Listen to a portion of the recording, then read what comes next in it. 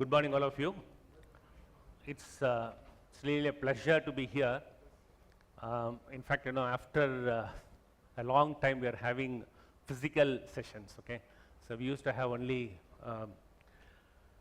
online sessions, and so online sessions 10 o'clock. We start sharply at 10 o'clock. So here 10 o'clock, we started at 10:30. And my session was supposed to start at 12 o'clock. I'm starting at 11. So either way, anyway, it's a pleasure. So the topic that is given for me is pretty exhaustive. It covers classification, ECL, hedge accounting. Then Ind AS 32 in terms of presentation. Then you have 107, then revenue recognition, etc. So the total content of this is what we do in dive deep in financial instruments organized by CA Institute over a period of 30 hours, 30 hours, and we are trying to do this in 3 hours. So we will try to do the best. So what I will do is I'll cover only the essentials, okay? And if there is any questions, please feel free to ask, okay? We will dwell on questions, so make it interactive. Please ask questions.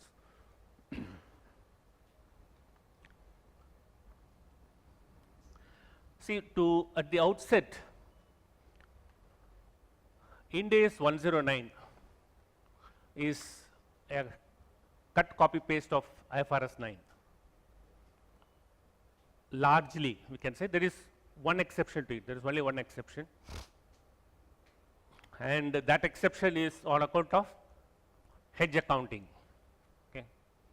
So we will come to it very specifically. Apart from that, there is no change. It is virtually the same. So in case I say IFRS 9, so don't get disturbed. It is only 109 because we keep interchanging that frequently.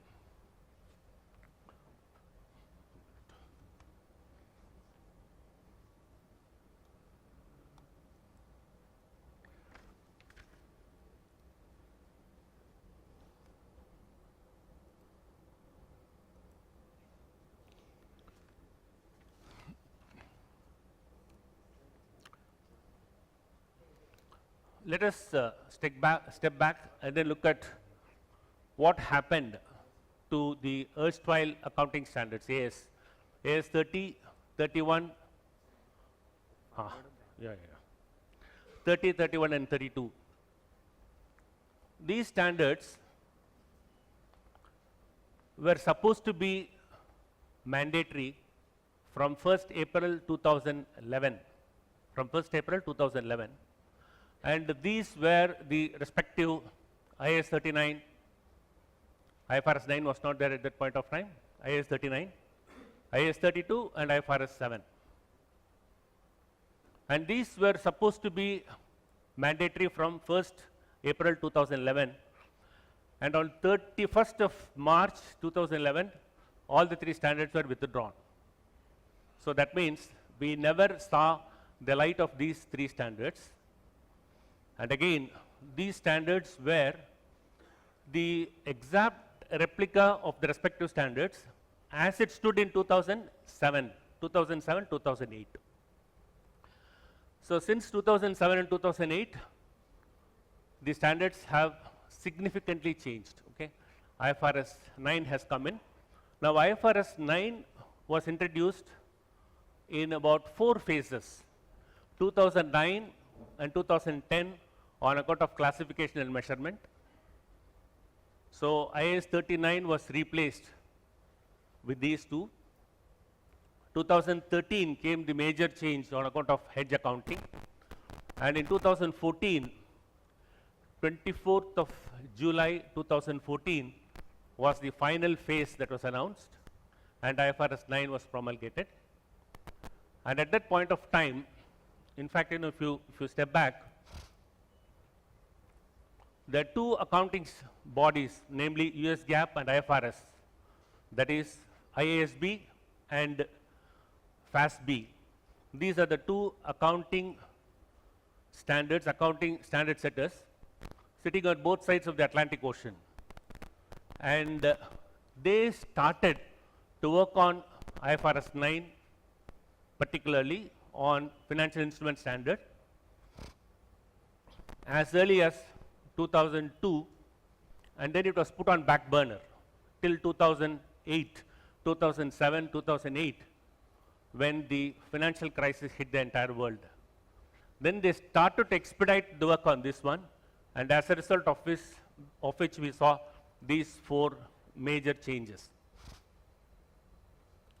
Then when the final phase was announced in 2014, both the standard setters agreed to disagree on impairment, which means as far as ECL is concerned, it is not the same. That means ECL as per US GAAP and ECL as per IFRS 9 is not the same. Okay? Well, that is just for the sake of introduction. We don't have to get worried about it. We are not here going to discuss the changes between US GAAP and IFRS. Okay? We are not going to do that, just as a matter of introduction.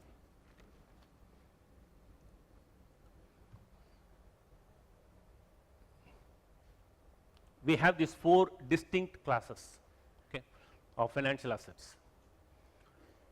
Cash, this is specifically given in the definition of financial assets.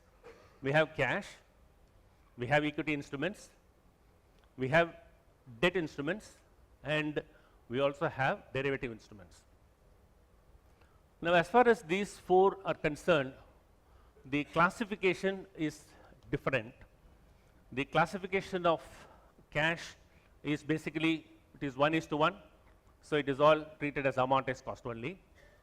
As far as equity instruments is concerned, there can be only 2 classification, which is FVTPL or FVOCI, because we can't get the money back from the company unless it goes into liquidation. So that is the one and only time when we get the money back. So the classification is only FVTPL and FVOCI. We are going to spend substantial time on this particular aspect about the classification. Debt instruments can be either amortized cost, FVTPL or FVOCI. So in the previous standard, and also even today for your banking, we have a classification called HTM, held to maturity, and that HTM is a bad word today. We can't use that HTM today, and that is replaced with amortized cost, because HTM is still rule based. HTM is still rule based, so it is completely replaced with principle based. So that is the core philosophy of INDs, right? Then we have the derivative instruments. All derivative instruments are FVTPL. Okay.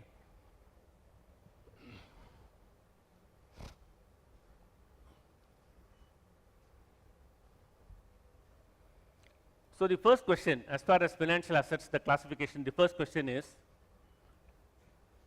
this an equity investment?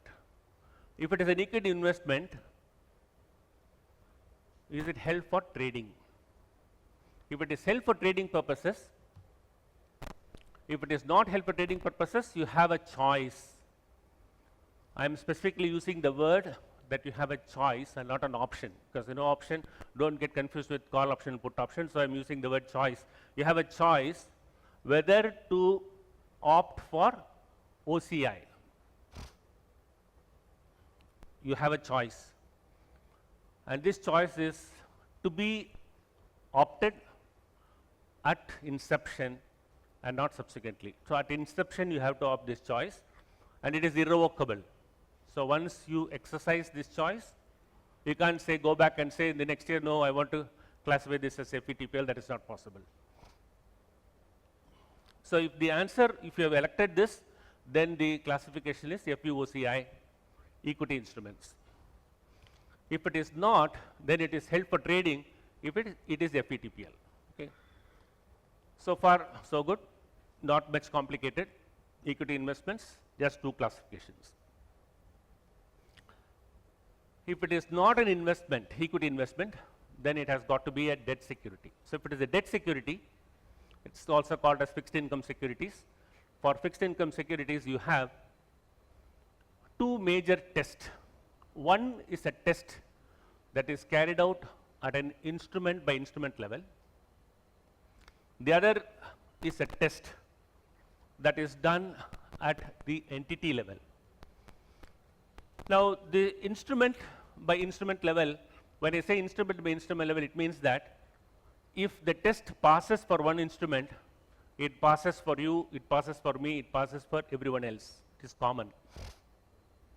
And that is what is called as SPPI. So, you have to look into the contractual cash flows arising from the security. What are the contractual cash flows? So, does the contractual cash flows represent solely payment of principal and interest? If the answer is yes, then you go to the next test. If the answer is no, then straight away it becomes FVTPL. So, the first question is, what is the nature of the contractual cash flows? If the nature of the contractual cash flows does not represent solely payment of principal interest, then it has to be classified as FVTPL. Now, we will give some examples of this and also understand the logic as to why this is made so. As I said, we are going to spend some quite substantial time on this one, because understanding this is very essential for classification, and if it is not classified correctly, then the entire accounting entries will go for a toss. The second question is, what is the business model objective of holding such a security? What is the business model objective? Is it to collect only contractual cash flows, or is it also to buy and sell once? Buy and sell, not multiple times, buy and sell once, which means I can sell once. So, whenever there is an opportune time, I can sell this. If I have that in mind, then the classification is FVOCI, debt security.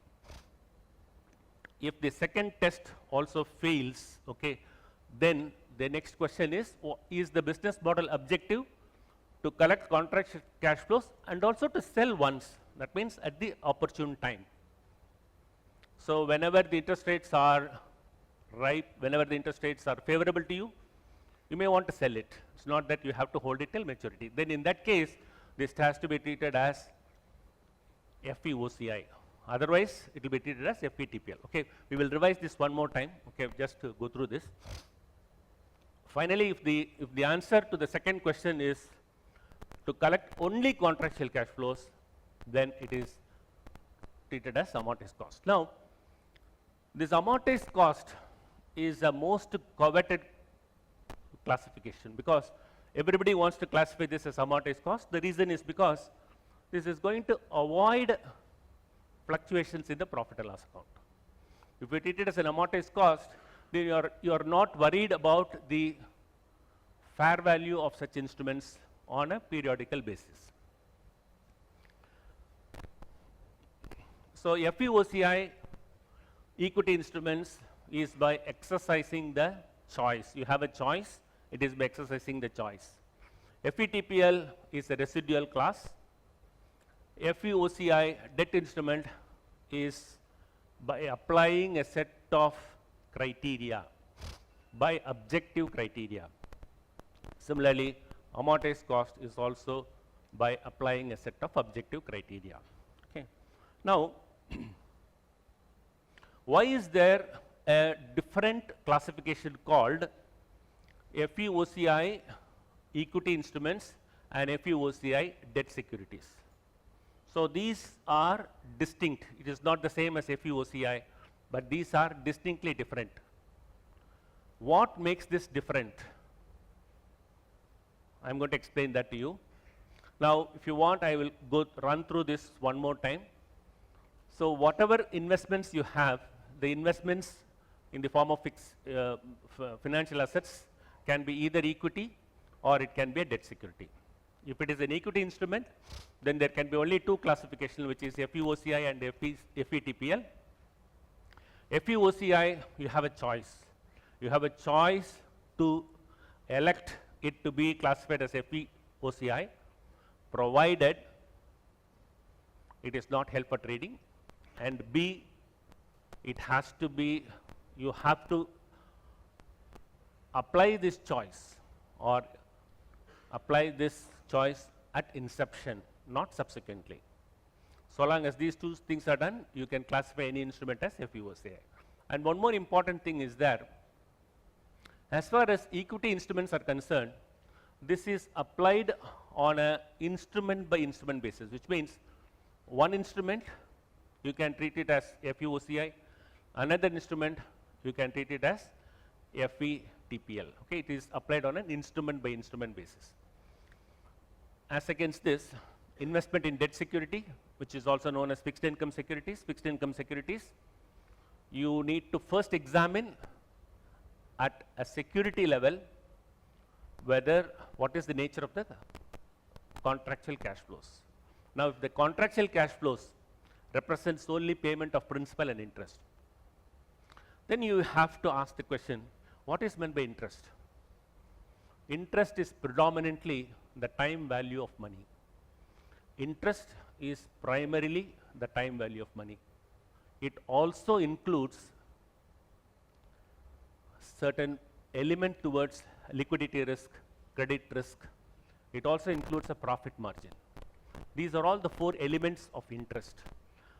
Primarily, interest is the time value of money. Okay? So long as these things are observed, then you need to find out whether the cash flows represent solely payment of principal and interest. If it is not, then it has to be, the instrument has to be treated as a FVTPL. Now, I will give you one example.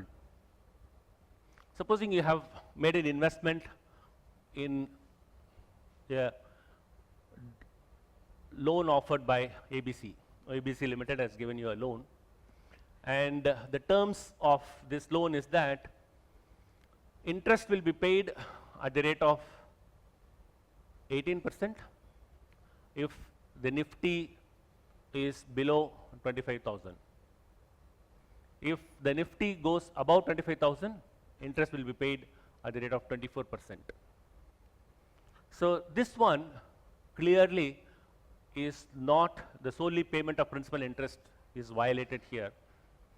Even though you define the number by way of a percentage, you know, it is 18% and 24%, it's not primarily the time value of money, but instead the interest is determined based on what? Based on the performance of something else.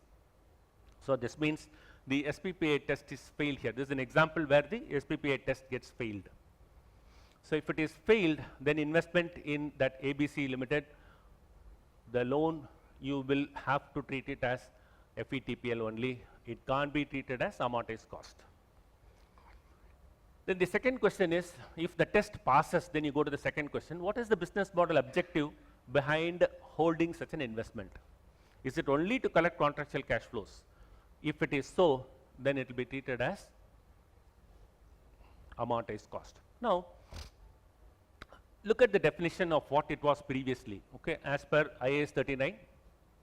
So, I used to always say one very big advantage of all of us here is that we are directly presented with IND AS 109, right? So, we never had to learn IAS 39, because if you had already known IAS 39, then you will have to first unlearn IAS 39 and then learn IFRS 9.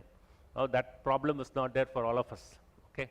Because we were directly presented in 2016, IND AS 109 was presented, and it became applicable from 1st of April 2016 onwards. So, we never had to do that.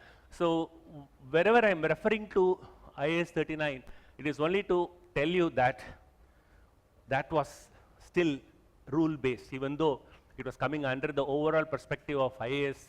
It was not really principle based, it was really rule based. So, previously you the definition was what is the intention and ability to hold. You have an intention to hold it till maturity, then it used to be treated as HTM. Again, what is intention? A very difficult term to define. What is an intention, right? So, we don't know what are your intentions, right? So, the intention is a very, and again, what is the ability? Ability is again a completely subjective component, because you know you can't. So previously they used to say, okay, if you have your capital as say 10 lakhs is your share capital, let us assume, and you have invested the entire 10 lakhs, then you don't have the ability to hold it till maturity, because what will you do for your day-to-day stuff? You will have to make some expenses will be there, right?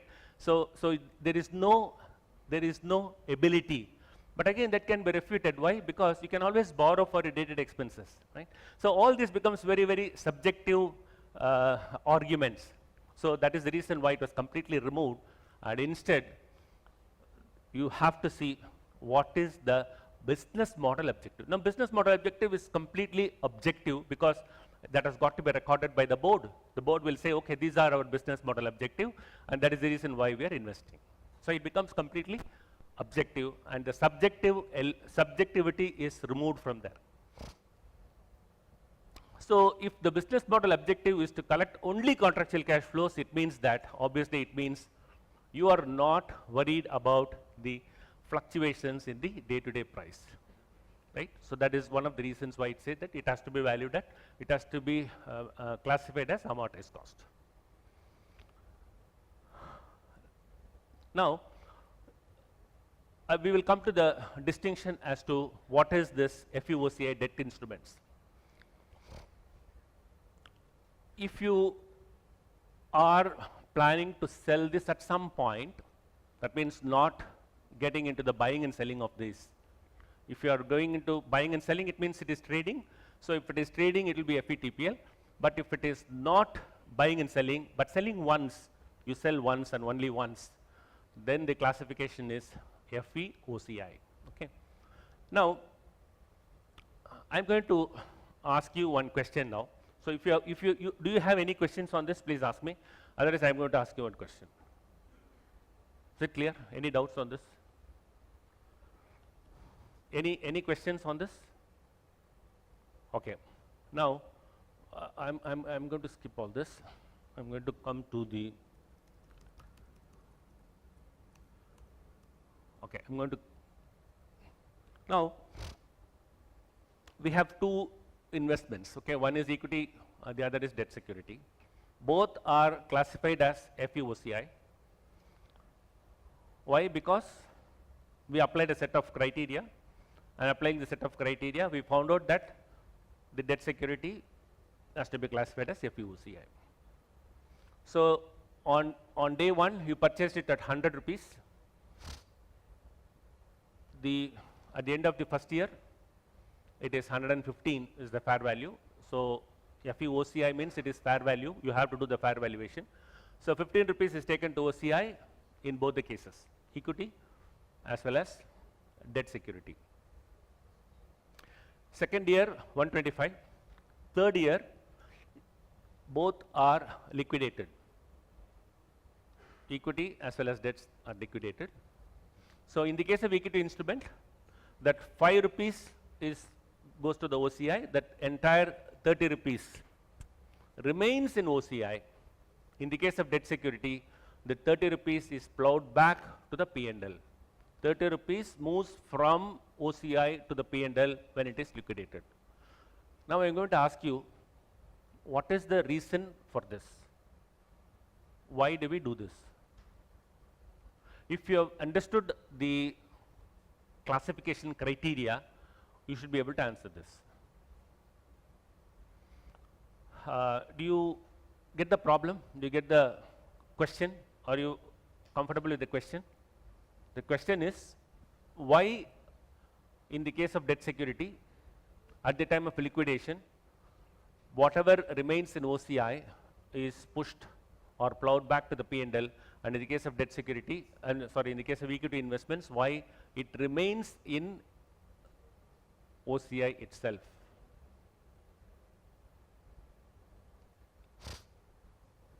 Please give some answer. It'll help me to discuss further on this. Any thoughts? Okay. If you don't have an answer, I'll ask you some more questions in a different way. What is the objective of classifying or electing the choice of equity investments as FVOCI. What is the objective? Why do we do that? I said you have a choice. You have a choice of classifying an equity investments into either FVOCI or FVTPL, right? I mean, you have a choice of classifying it as FVOCI. Why would somebody opt for that choice? What is the reason? What is the driving force? Is the question clear? Question is clear?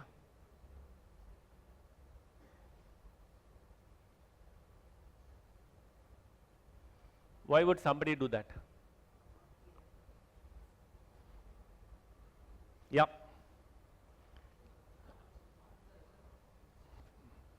Huh?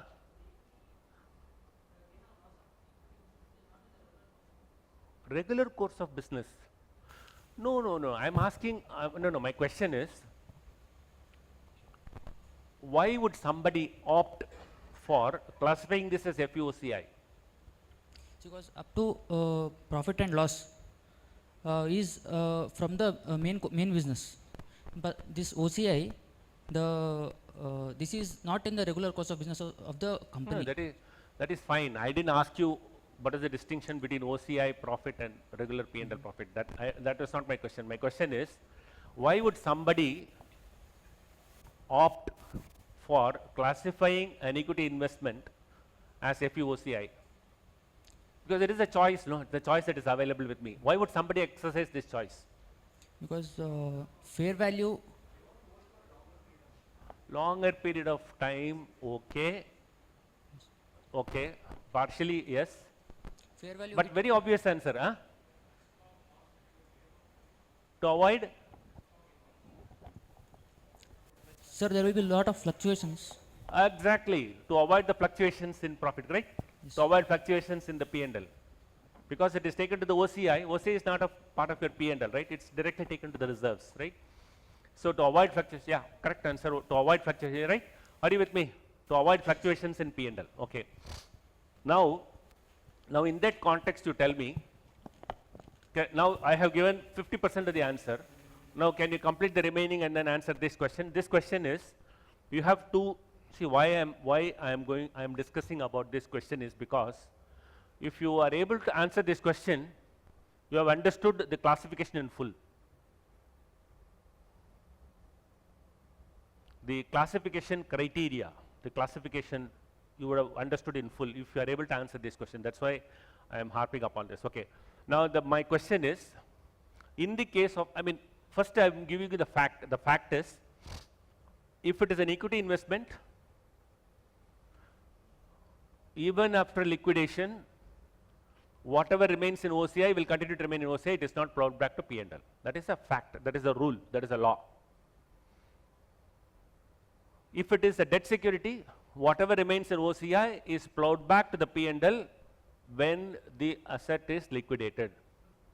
This is the rule. I am asking you, what is the reason behind this rule? I have given you 50% of the answer for the first half. The answer is not the same. Why it is plowed back? The answer is not. Both are two different answers. Okay, in the interest of time, let me answer. See, the 50% of the question, 50% of the answer what you gave is to avoid fluctuations in P&L. So you are opting to classify an investment in equity shares as FVOCI because you don't want fluctuations in profit. If you say that, okay, so long as you hold, there won't be any fluctuations, but if you sell, there will be fluctuation because if it has to be plowed back to the P&L. Does it make any sense? Are you able to understand the answer? If you say, if the rule has been that on liquidation, if the OCI has to be plowed back to the P&L, the very purpose of electing the choice of classifying this as FVOCI is defeated because you are still going to have the fluctuations profit at the time of liquidation, correct? So it doesn't make sense. So that is the answer for this. Is it clear? The first half is clear? Okay. Now the second half, we'll come to the second part. The second part, debt security, that's not the same answer. The answer is different. Now, FVOCI, the criteria, the objective criteria for classifying FVOCI is, as far as the security is concerned, the security passes the test. That means we are sure that the contractual cash flows represent solely payment of principal interest. There is no doubt about it. So it means it qualifies for being treated as amortized cost. But then you may also sell once. Some portion I want to sell. Okay. So when you are selling, there are two aspects to that, right?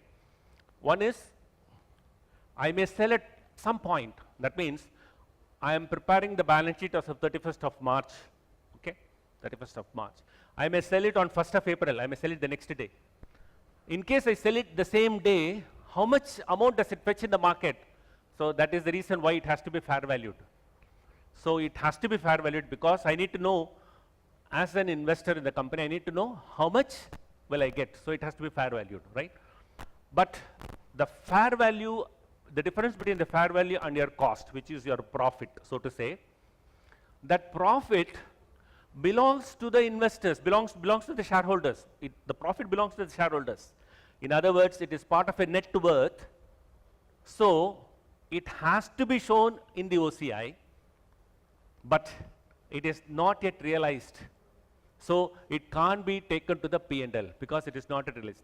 While it is part of the net worth, because I may sell it at any time, I may sell it tomorrow also, it has to be part of the net worth. So it has to be part of your OCI. OCI is your net worth.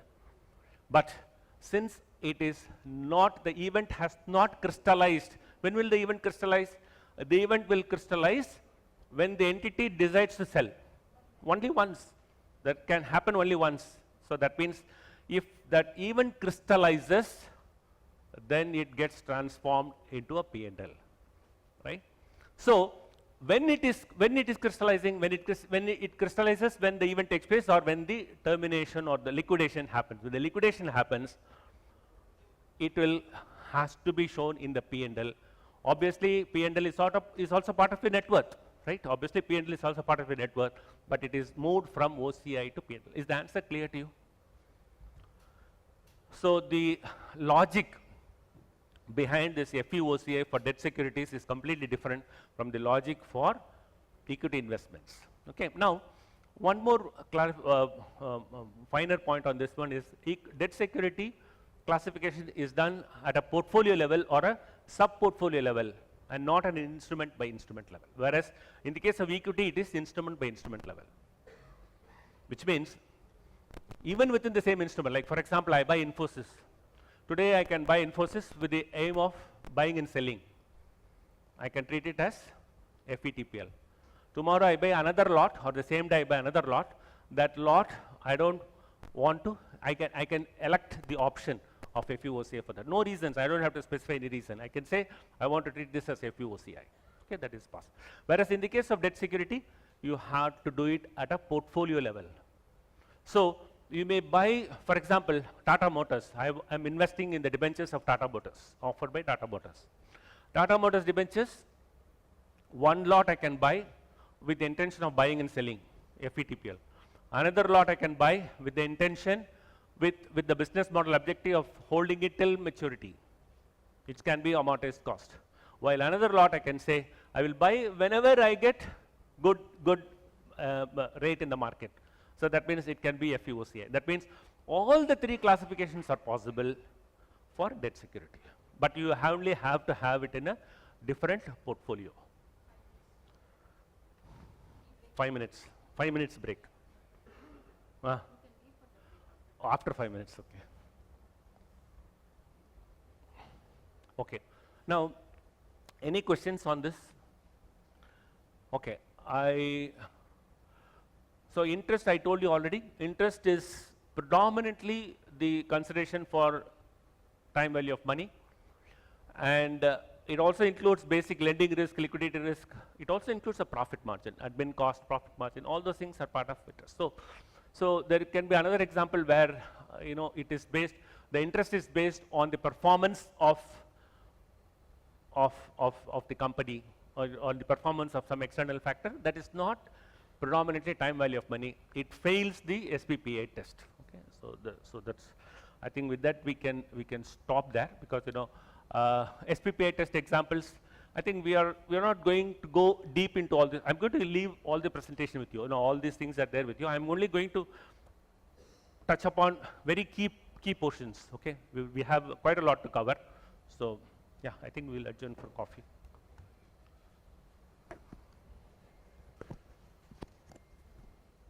Yes, yeah, please.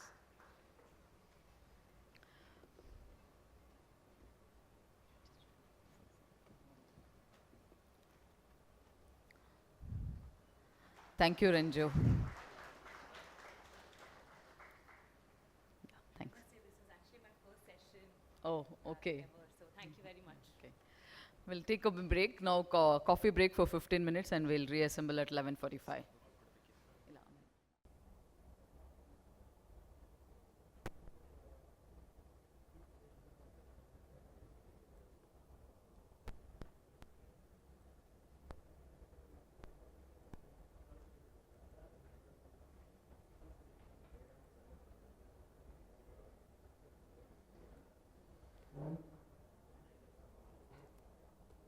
See, for financial assets, there are further things are there, like you go deep into SPPI test and business model objective.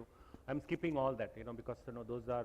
I'll share my PPT with you. It has all the examples and all, because I just want to cover some essential. Now, financial liabilities is very key. Okay, the reason is because we are going to do hedge accounting. Now, I'll explain how this is tied with the hedge accounting. Okay. In hedge accounting, we will take particularly two cases we are going to consider. One is a very simple case of a fair value hedge for an interest rate risk, and the second one is cross currency swap for a cash flow hedge. Okay, so these two, because these two are extremely relevant for NBFCs. That is the reason why I thought we will cover this. Okay, because most of the NBFCs, they have foreign currency loans, and they take cross currency swaps to offset the foreign currency loan commitments. Okay, so we will see how that is taken care of. Now, financial liabilities is relatively very simple. There is not big classification criteria. There is just amortized cost and FETPL. It's audible, no? You are able to hear. FETPL and amortized cost. Now, amortized cost, all assets amortized cost. Now, I think what I will do is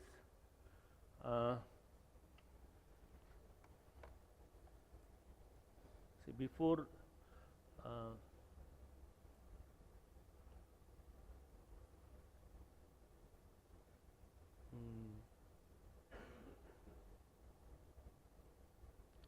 we have this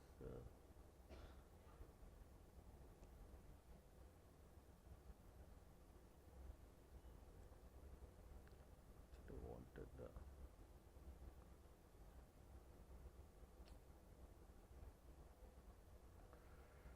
okay. Okay, see, I thought of bringing up one example of this EIR. I think I'm sure all of you are very familiar with the EIR concept, right? So what you do, you start with with the actual amount that you invest in case of you're investing in investing, after considering all the expenses related which are integral to the particular item, and then supposing you have say 1 lakh and 5,000 rupees is towards expenses integral to this. So 95,000 is what is amortized over the life of the asset. Okay, that is a simple. Now, if assuming there is no cost associated with it, okay, you have 1 lakh, and it's a liability, that 1 lakh liability, and the maturity is after say 5 years. So in all the 5 years, if it is measured at amortized cost, you will continue to show at 1 lakh. Okay, this is just the concept I want to tell you, because I'm going to ask questions relating to this. So this concept is clear, right? So we start with, supposing there is an exposure of say 100 crores, and this 100 crores is treated as an amortized cost liability, and it will be shown at 100 crores till maturity. Okay, so that's the point. Oh, okay. Now let us take one specific example here. Now, okay. Now there is a debt security. The company has issued a debt security. Date of issue 1st April 2015. Maturity 31st March 22. Terms 8% fixed rate. Risk-free rate is 6%. Credit spread is 2%. Totally 8%. Okay, this is the basic underlying instrument. Now, this company has a very great risk in terms of the interest, okay, because if the interest rate goes down, then the company will continue to pay interest at the rate of 8%, right, because it is committed to pay at 8%. So, why is it, see the company came up with the issuance of 100 crores, and the chief economist said that the interest rates are going to go down.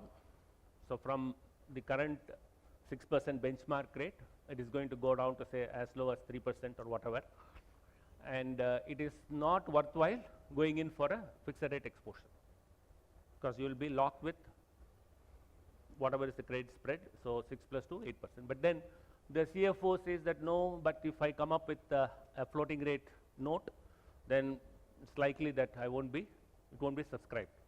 So, there is no other way other than to come up with a fixed rate exposure. Okay. So, that is the logic behind this. But the CFO says, okay, no problem, I can get into a interest rate swap. So, where I will receive 8% because I am paying 8% on this, I will receive 8%, and what I will pay is based on the benchmark rate plus whatever is the spread. Okay. So, that is the interest rate swap. I am sure all of you are very familiar with the interest rate swap, the mechanics of that. So, you have two legs, receive leg and a pay leg. So, there is a notional, and on the notional the interest is calculated. So, usually one leg is floating, the other leg is fixed. Okay.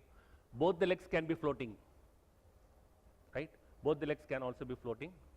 Can both the legs be fixed? Can both the legs be fixed? Pay leg and receive leg? Can both be fixed?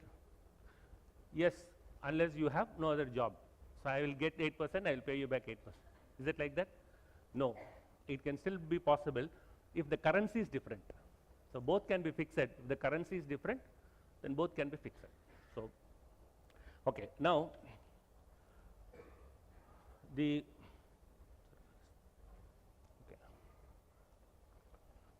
so the interest rate swap, you receive 8% because this is what you are paying on your fixed rate exposure. So, you receive that 8%, and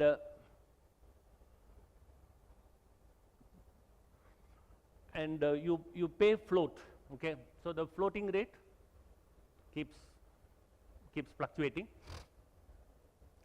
So, from a P&L point of view, purely from an interest rate point of view, you will end up ultimately paying what the floating rate is all about, right? So, you want to be at the market, basically you want to be at the market. So, if what the chief economist of the company comes true, you will ultimately end up saving interest costs, correct? Are you clear with the facts of the case? You have a fixed rate exposure.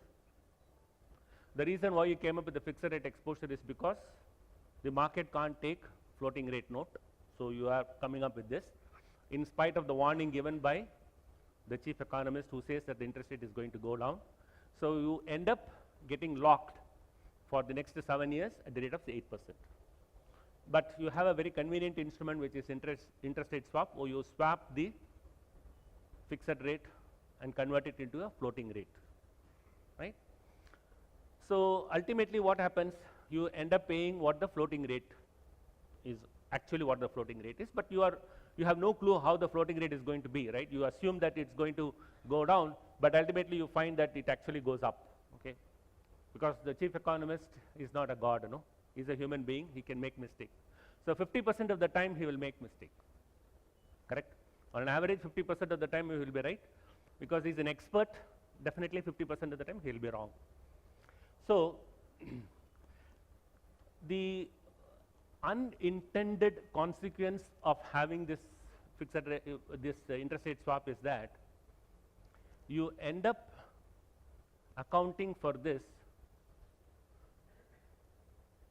based on FETPL basis. That means this is a derivative, and this derivative has got to be fair valued, and the fair value on the one side it has to be taken to the balance sheet, on the other side it has to be shown in the P&L. Like for example, in the first year, the interest rate floating rate has gone down.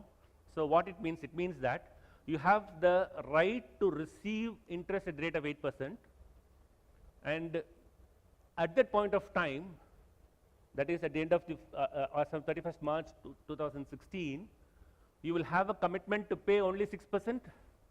Actually, it is based on some forward rate, but let us simplify that. We will not get into the valuation mechanics, but then assuming a flat curve, which is 6%, so you will continue to pay at the rate of 6% for the remaining tenure, which means your cash flows, discounted cash flows which you have expected to receive, and the discounted cash flows which you are expected to pay, there is a surplus. So that surplus is what is reflected as the fair value of the swap. So the fair value of the swap is 9.83 crores. So 100 crores is the exposure, 100 crores rupees is the exposure. 9.83 is your fair value of your swap. So what is the contra entry? So the entry that you pass is debit interest rate swap asset account to fair value changes to swap P&L account, right? So your P&L is up by 9.83. And the next year, your P&L is up on a cumulative basis by 12.99, which means incrementally 12.99 minus 9.83 is the incremental effect. So that means there is a huge fluctuations in the P&L year on year. Is the problem clear? So we took an instrument which is supposed to be a hedging instrument. To convert, what is the objective of this hedging instrument? The objective of this hedging instrument is to convert the fixed rate exposure to a floating rate exposure.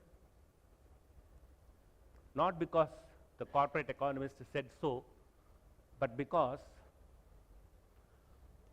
we want to adhere to the risk management objective of the enterprise. I'll come to that a little later. Now, the unintended consequence of this is there is a huge fluctuations in the P&L. So we have two instruments. One instrument is called the hedged item, the other instrument is called the hedging instrument. Okay. Now hedging can happen. This instrument is a hedging instrument. Okay.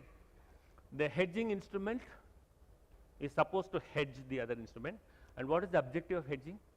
What is the objective of hedging? Huh? Minimize the risk.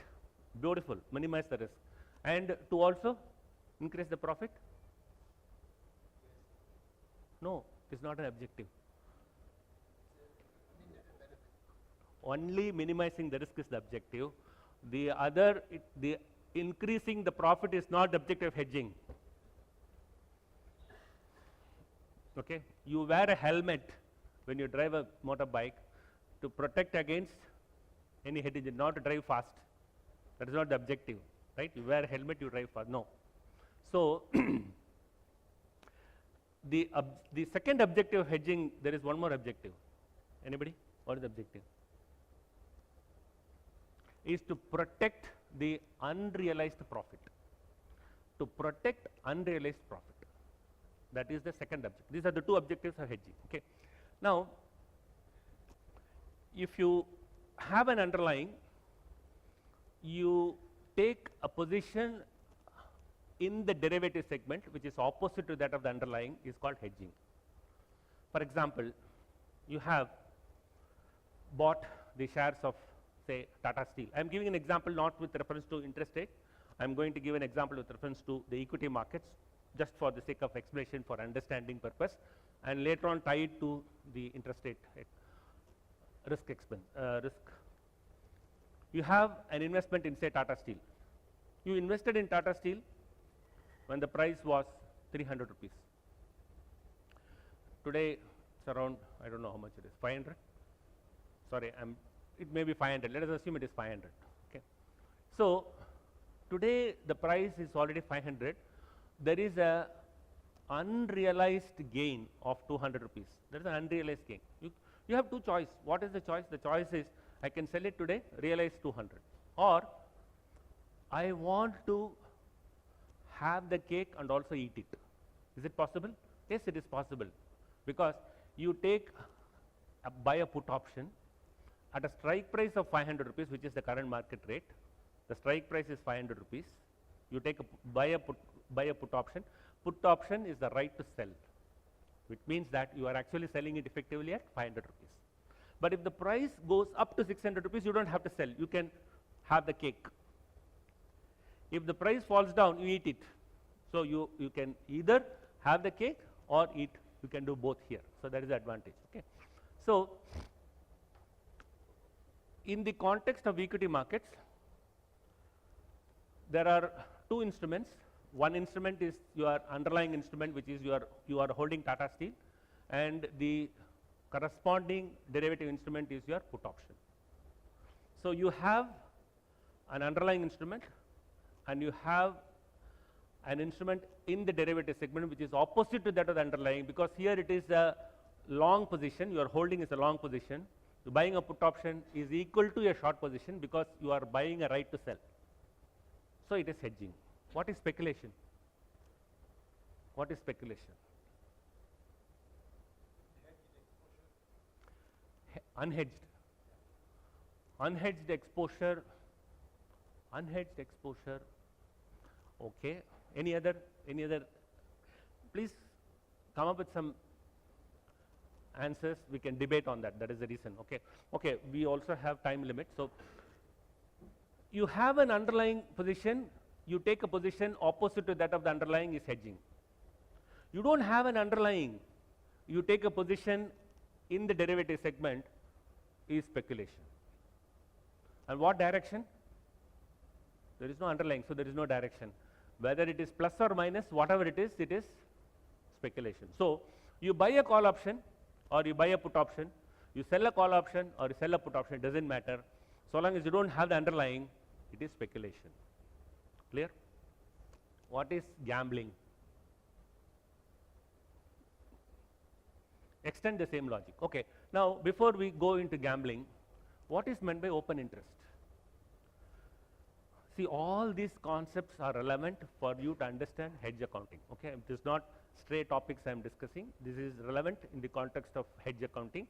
So that hedge accounting is closely tied with the valuation, with the classification of fair value. All these three are linked. So I am going to give you the link of all the three. What is gambling? Before going to gambling, I want to ask you what is meant by open interest. Now, in the derivative segment, the buyer and the seller come together and then they form a contract. The buyer and the seller come together, they form a contract. It can be a futures, it can be an options.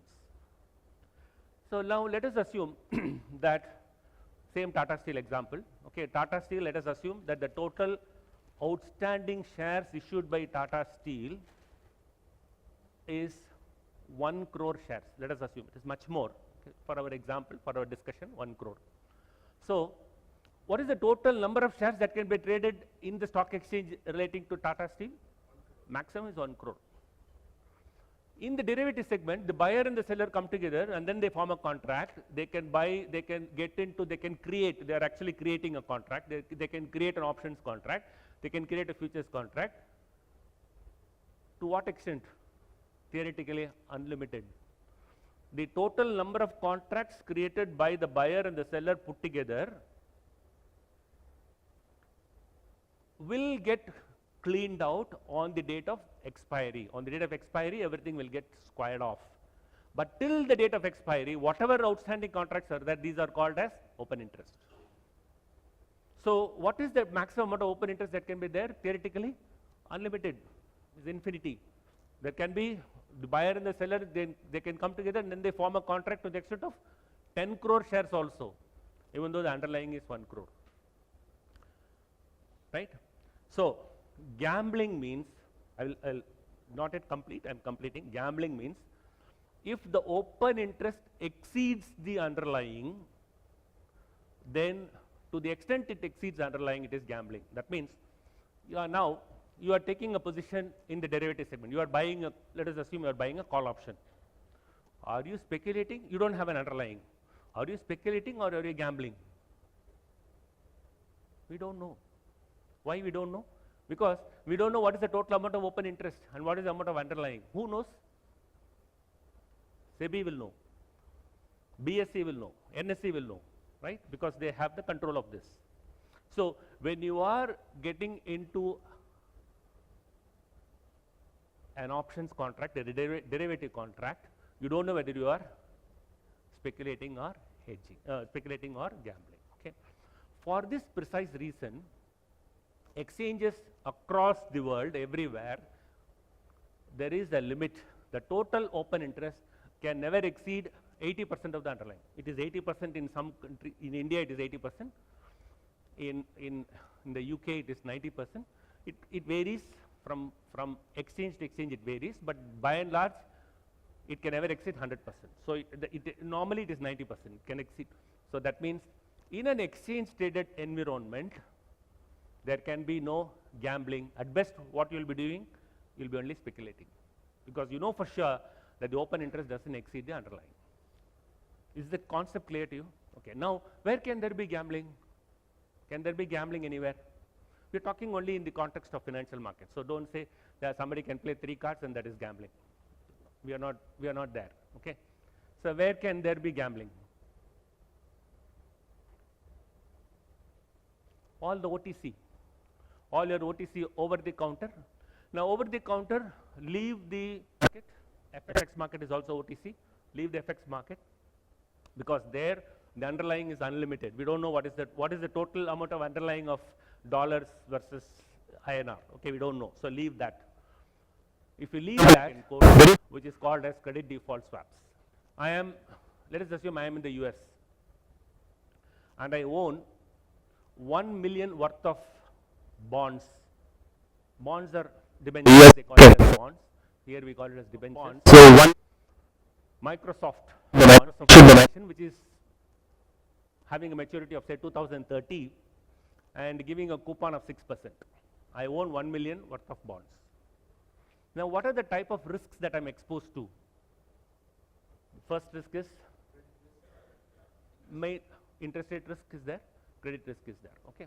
Forget the interest rate risk, because that is a normal thing. We are only talking about the credit risk.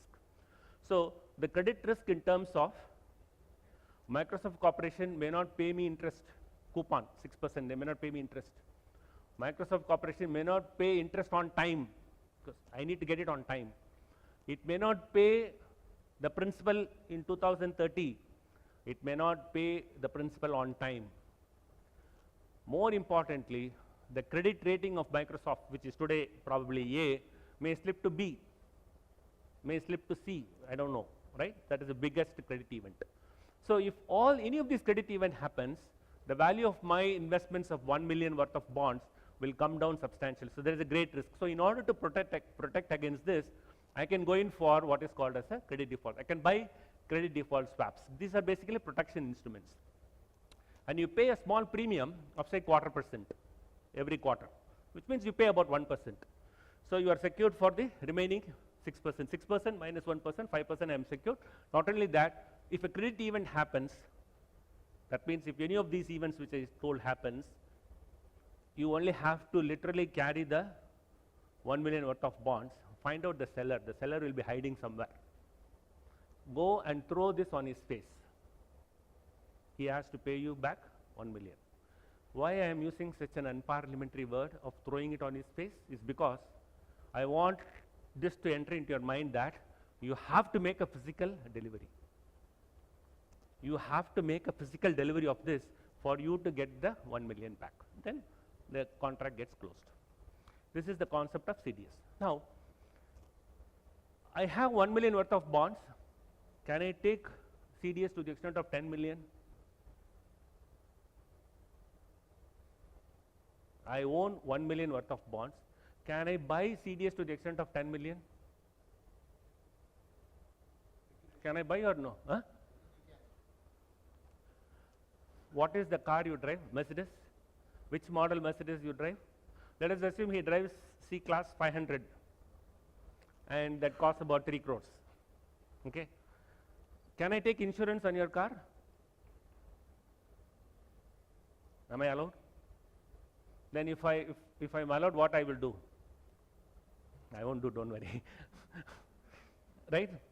So the reason, what is lacking here? Insurable interest, right?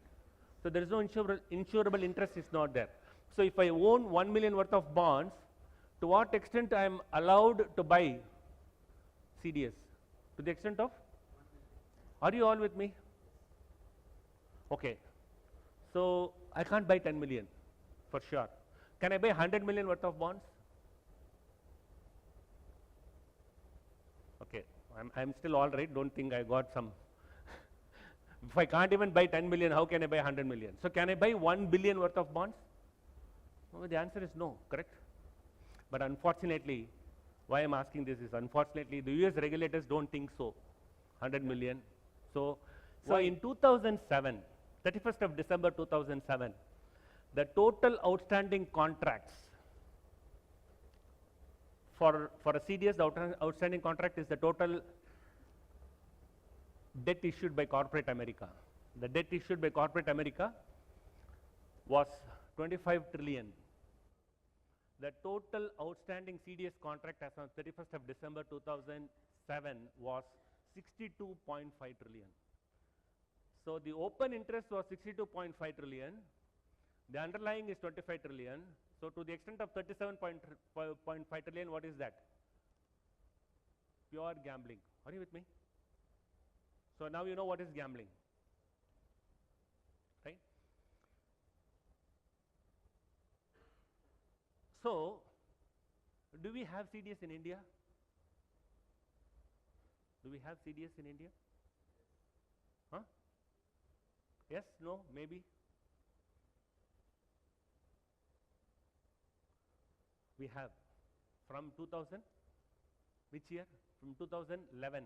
From 2011, October onwards, RBI has permitted CDS. Okay. 2000, we went, told RBI we need CDS. RBI said no. 2003, 2005. And that was the reason why India was saved in 2007 during the financial crisis, because we never had CDS. Okay. That is the only reason why India was saved. Okay. Now, coming back to this. The unintended consequence of this. So there has to be two instruments. So we have two instruments. The underlying instrument is my exposure to fixed rate exposure. The hedging instrument is the interest rate swap. I have taken the interest rate swap not as a speculative instrument. It is not a gambling, it is not a speculation, it is purely hedging. Why? Because I hold the underlying. So these two instruments have to be considered together. It can't be considered in isolation. But unfortunately, the underlying instrument, which is my fixed rate exposure, is to be valued or is classified as amortized cost. It has to be valued at amortized cost. Now, the answer to my first question. My exposure on 31st of March, 100 crores. The next year, the interest rate goes down. Okay. So if the interest rate goes down, what happens to the value of my liability? Interest rate goes down, value of my liability? I am giving you fine answer for you to answer. Interest rate goes down, value of my liability?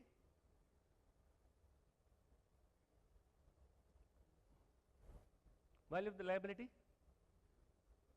goes up, no? I am showing the action also. So interest rate goes down, value of the liability goes up, correct? So 100 crores, in the next year it will be shown as how much? Let us assume 9.83 crores is the value. So the value of my liability will go up by 109.83, is it right? So you will account the fixed rate exposure at 109.83, is that correct or wrong?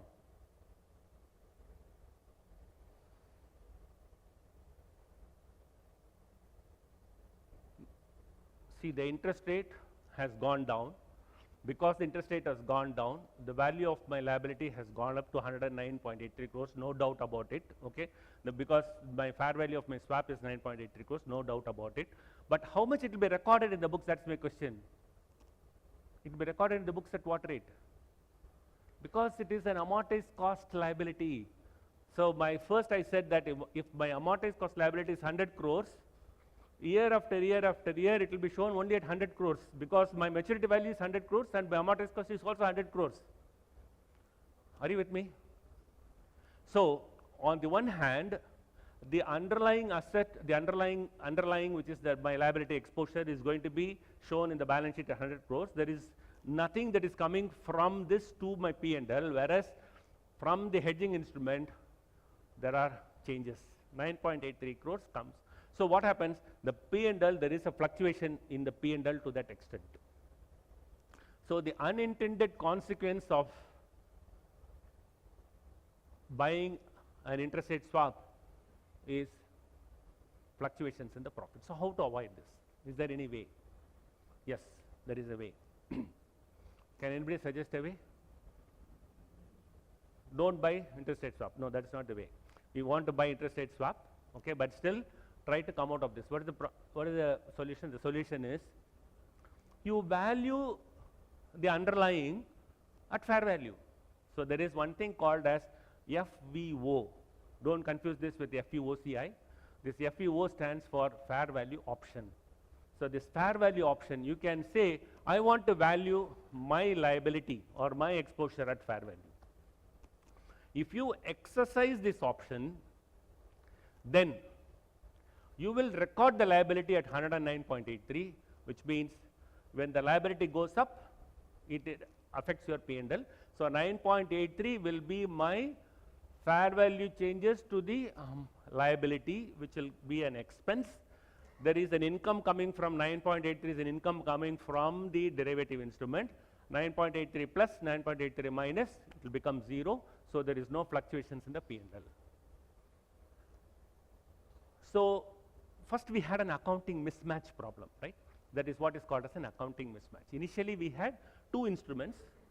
The basis for the measurement of these two instruments are different. One is measured at amortized cost, the other is measured at fair value. There is an accounting mismatch. If there is an accounting mismatch, you are permitted to opt or to exercise the option of valuing the underlying instrument on a fair value basis to avoid the accounting mismatch. So it's a wonderful option. Are you with me? So you are all become fans of FVO, right? Because it has come to save the lives of all the CFOs. The CFO's lives, otherwise CFO will be checked out. If the CFO is going to show this kind of a variation, it's going to be checked out. And if the CFO doesn't come up with this exposure also, he will be checked out because he has to come up with. But just look at this situation. Okay, now this is the happy path. Okay, so there are two instruments. So now I have placed it side by side. Now we'll see the. So now this is allowed because there is an accounting mismatch. This is allowed. Okay. Now, so I have explained all this. The swap is not a speculative instrument; it's a hedging instrument. So, okay. So what I'll do? There is a P&L distortion is there. In order to avoid the P&L distortion, I have already explained this to you. Okay. In order to avoid the P&L distortion, I am going to resolve with FVO. So if I opt for this fair value option, so now you see the last net impact in P&L is virtually 0. It won't be 0. There will be some minor valuation differences between the hedged and the hedging instrument, maybe few thousands, lakhs, whatever. It won't be running into crores. Okay. Now just look at this possibility. This is what is called as a happy path. Happy path is where you have the exposure, you have the swap, and you don't do anything with both of this. Both of these run the course 7 years. Happy path. Now look at this. Due to extraneous circumstances, the interest rate swap is terminated. Why it is terminated? Because it is so attractive. The rates have come so low So the Treasury Department, what they did, they terminated the swap. So when they terminated the swap, see the consequence of this. So there is the interest swap is terminated. You can see the block there.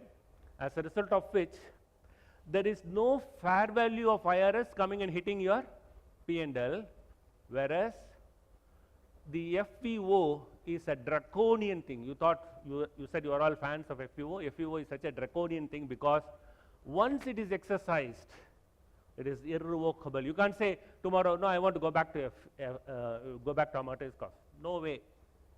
It is, once you have exercised this, it is permanent.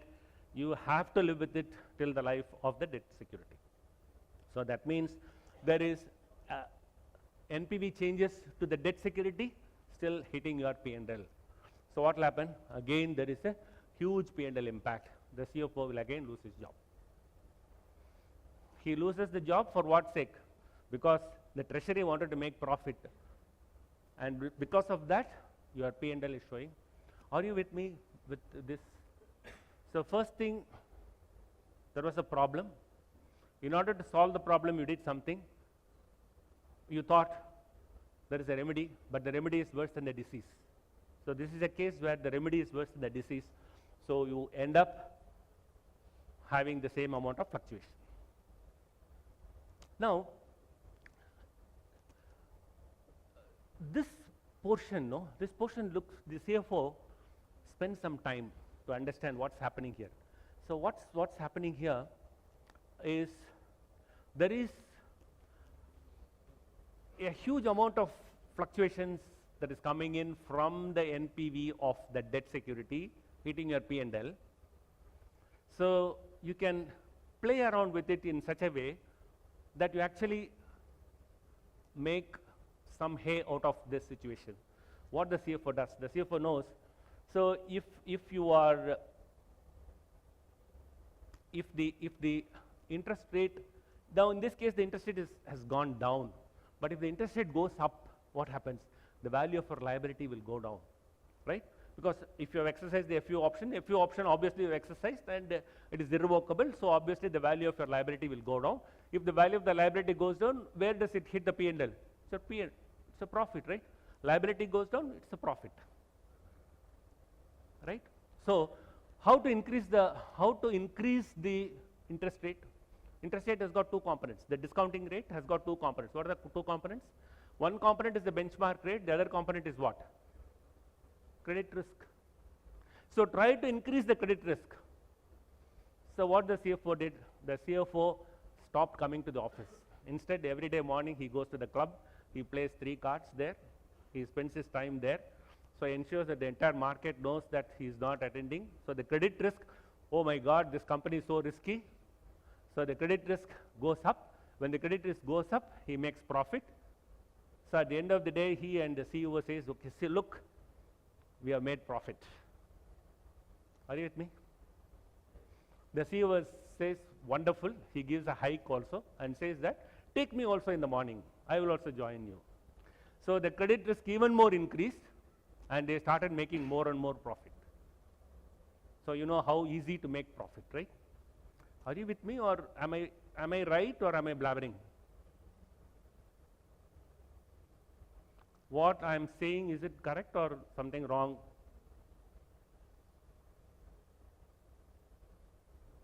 Confused? You can't trust me now. See, I have come to the stage where you stop trusting me, right?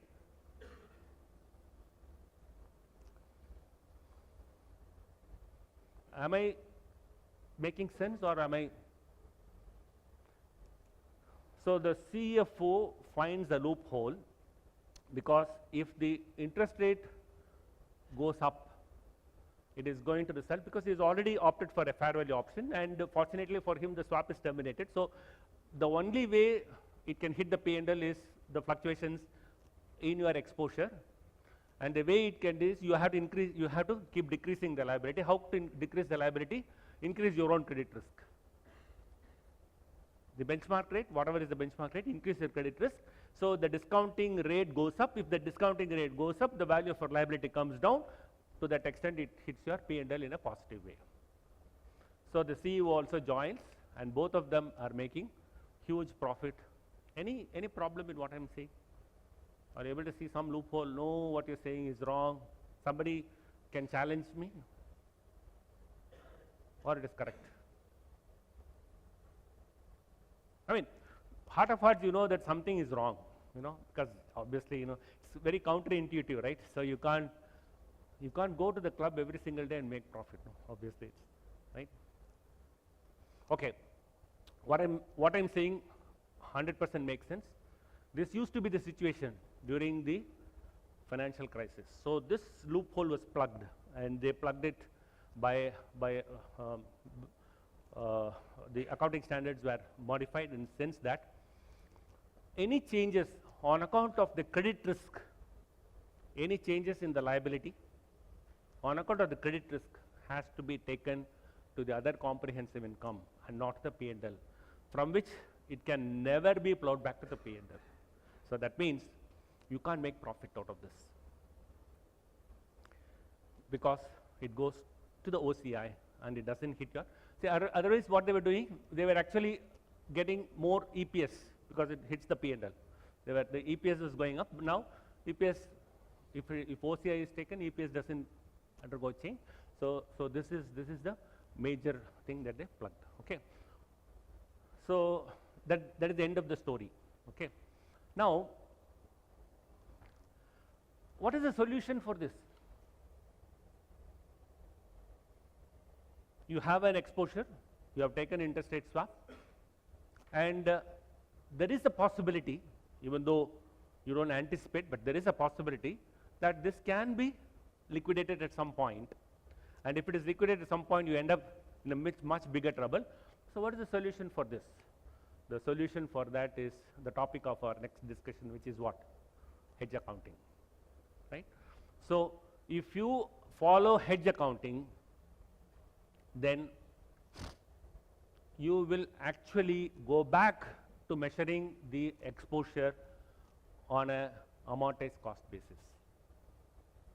So that is the advantage of having hedge accounting. Okay, we will see this example in greater detail when we see the hedge accounting. Now, is this concept clear to you? Any questions on this? We have covered valuation, classification of financial liabilities. Any questions? I'll take.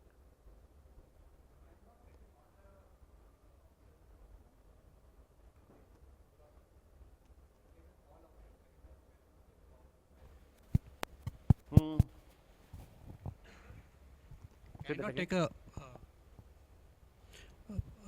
contra option for this? When he takes a call option, he can take a put option so that it can reduce the risk, right?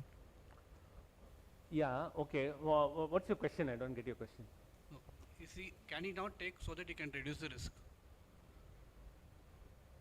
No, you mean to say call option from an interest rate, but there is no call option here, no? This is the interest rate. There is no call option. The equivalent of this is caps and floors, but are you referring to some caps and floors or what? Okay. So I thought like he can take an option. In any case, he's taking the future option, right? There is no option here. It is an interest rate swap. There is no option here. Interest rate swap is an animal by itself. There is no option. Interest rate swap, we are only swapping the interest based on some criteria with interest based on certain other criteria. That's all. We are only swapping the interest. Okay. Is there any other methodology whereby you can reduce it apart from? No, there is no other methodology. It has to be valued on a fair value basis. There is no questions about it. It has to be valued. But there are other flavors of interest rate derivatives known as caps. There are floors. There are collars. There are reverse collars. Okay. So with this, you will be able to manage. It's basically a cap and a floor is like your option. This is like your futures. Okay. Now, I want to ask one question relating to this. Okay. With that, we will complete this. Okay. Now, the interest rate swap is equivalent to that of a futures. First thing, there is a distinction between futures and options, right? You know the basic difference between a future and option. What is the difference? Can anybody tell me? Yeah, can you tell? To Mike. Anybody tell me the difference between the futures and options? One difference, yeah. Yes.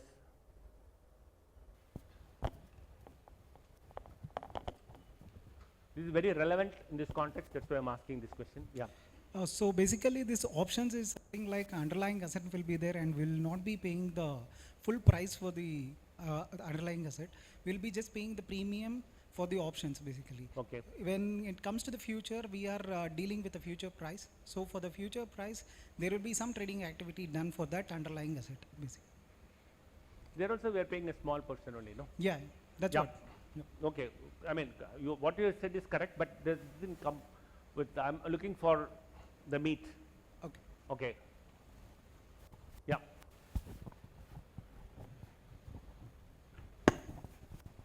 So in the future, you are mandated to execute the contract, while in options, you have an option based on whether you are in a favorable position or not. Beautiful, wonderful, excellent. Beautiful, excellent answer. Any other thing? Any other? Good, very good answer. So there is a two-way obligation. In the futures, there is a two-way obligation. You need to do that. Whereas here it is one-way traffic. So in option contract, it is one-way traffic. If you are a buyer, you have the choice not to exercise. Whereas if you are a seller, you have an obligation to exercise. Okay. Is there any other difference? That's what I'm looking for. The second difference is what, major difference is what I'm looking for. Okay, the risk and the reward, relating to risk and the reward. The risk and the reward, you said one portion of it, which is the obligation, the right and the obligation exists. The corollary of that or the extension of that is the risk and the reward is symmetric here in the case of futures. The risk and the reward is asymmetric in the case of option. So if you are a buyer of an option, your maximum risk is restricted to the amount of premium that you have paid. I'm sure all of you know about options contract, no? Call option, put option. Any one person here says that I don't know? Any one person? Is there any one person can raise the hand? I will give you a 3-minute introduction to option. Only 3 minutes I'll take. You want to hear? Difference, but she wants, what is that he is going to tell? Okay. See, I'm going to tell you a story, okay? See, my friend lives in Delhi, pretty affluent guy, okay? And he was looking for some property, wanted to buy a property. His budget was around 50 crores.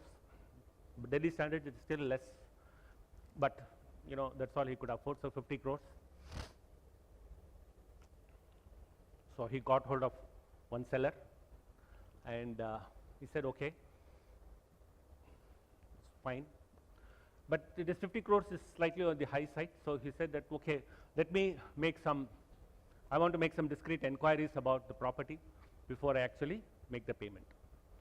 So what he did was, he told the seller, give me 3 months time.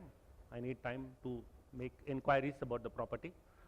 Seller said, I can't wait for 3 months. Then you do one thing, you pay me 10 lakhs. If you are not going ahead with this, I will forfeit this 10 lakhs. He said, okay, fine. So he put a lot of people on the job and they went and found out more about the property. Then they found out very interesting fact about the property. They said that, you know, there was one very famous American president. For the reason of confidentiality, I can't name the president here, okay? So very famous American president who came and visited that property for 2 weeks. He was staying in that property in 1961, okay? So most of you may not be born. I was 1 year old at that time. So now you can guess my age, okay? 1961 he came and stayed for 2 weeks. So suddenly that information became publicly known to everybody. Then they said that got a lot of antique value because the president of America along with his wife stayed there for 2 weeks. The value shot up from 50 crores, it went up to 85 crores. Everybody came to know 85 crores, great demand. So my friend got little too greedy. He said, okay, in just 15 days of my inquiry, I was able to get this. Let me put in more people, find out more facts about it. So he put more people, then they went there and found out. They found out that the American president and the wife are coming there even now. Every day they are still coming there.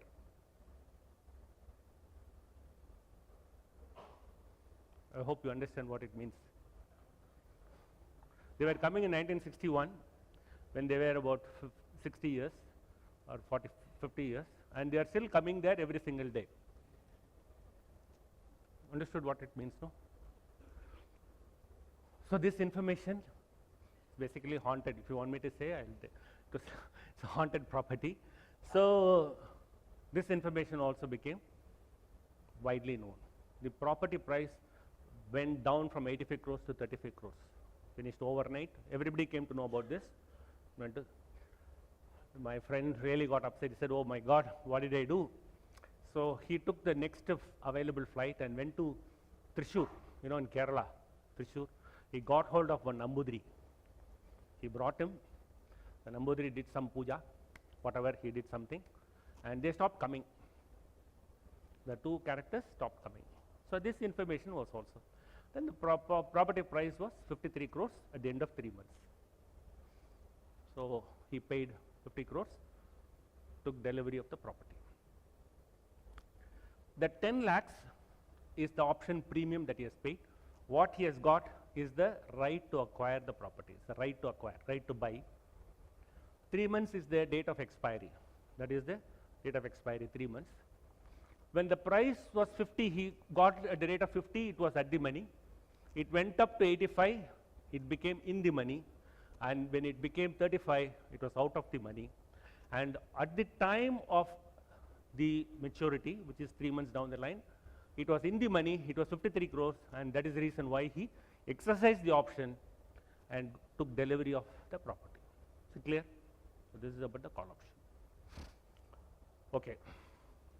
Now, you don't confuse this with any call option there, okay? So now I just want to give an analogy here. So this is a two-way contract, right? This is a two-way option.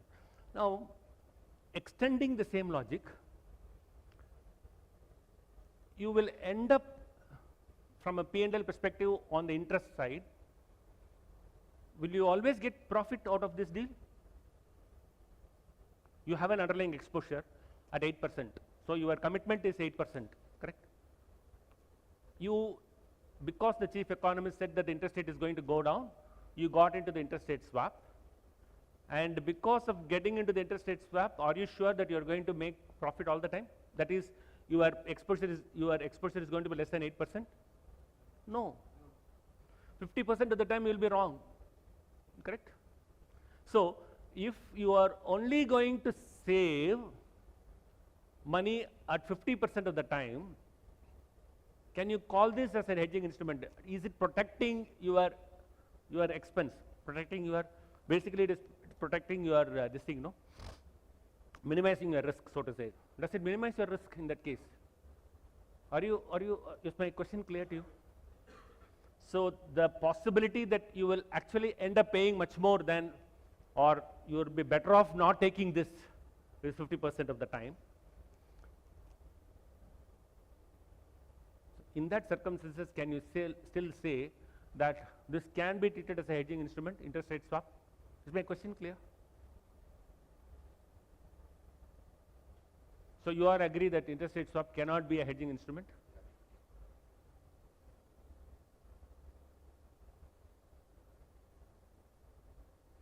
I know I am losing my trust gradually even more. Every question I ask, my trust goes down. But that's the way it is. Okay. Now, what is the objective of hedge accounting? What is the objective of hedging? Minimize the risk. Now, you can minimize the risk by, you are in a corporate world, okay? You can minimize the risk by merely adhering to the risk management objective of the enterprise. That's all you can do. At the corporate level, they have considered so many things and they have put in a policy. So you have to ensure that you adhere to the risk management objective of the enterprise. Now the risk management objective of the enterprise tells you that you cannot have more than 40% of your exposure in fixed rate. Maximum your exposure can be only to the extent of 40% in fixed rate securities. Your total outstanding exposure at that point of time was 1000 crores, out of which 400 crores is based on fixed rate exposure. You want to come up with another 100 crores, what will you do? You can't come up with a fixed rate exposure, correct? Because your risk management objective doesn't allow you to do so. So what you will do? The CFO is very clear that you won't be able to subscribe if you come up with a floating rate. So what is the choice that is left? The choice is you'll come up with a fixed rate exposure and then get into an interest rate swap. What is the objective of this interest rate swap now? The objective of this interest rate swap is to ensure that you conform to the risk management objective of the enterprise, because it will now be treated as a floating rate loan and not as a fixed rate exposure. So what is the objective of taking this interest rate swap? Is not to make a profit by itself. That is not the objective. The objective is not to minimize your interest rate expense. The objective is not to make any profit out of this deal. The objective is to ensure that you conform to the risk management objective of the enterprise. So previously, hedge accounting was more, in IAS 39 days, hedge accounting was more an accounting jugglery, whereas now it is under IFRS 9, it is tightly coupled with the risk management objective of the enterprise. So if the risk management objective is not adhered to, then you can't even designate a hedging relationship. Okay, so that is the background. Any questions so far? What we have covered now, we have covered the basics of the classification of financial liabilities. What is a fair value option? What are the risks associated with designating or opting for a fair value option?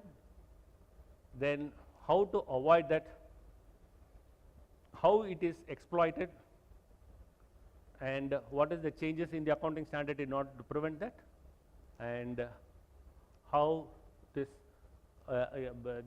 interest rate swap can be designated. Interest rate swap is a hedging instrument because it ensures that you are able to conform to the risk management objective of the enterprise, which is one of the key requirements of hedge accounting.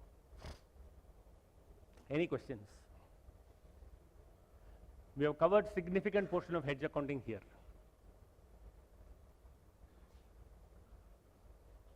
Any questions?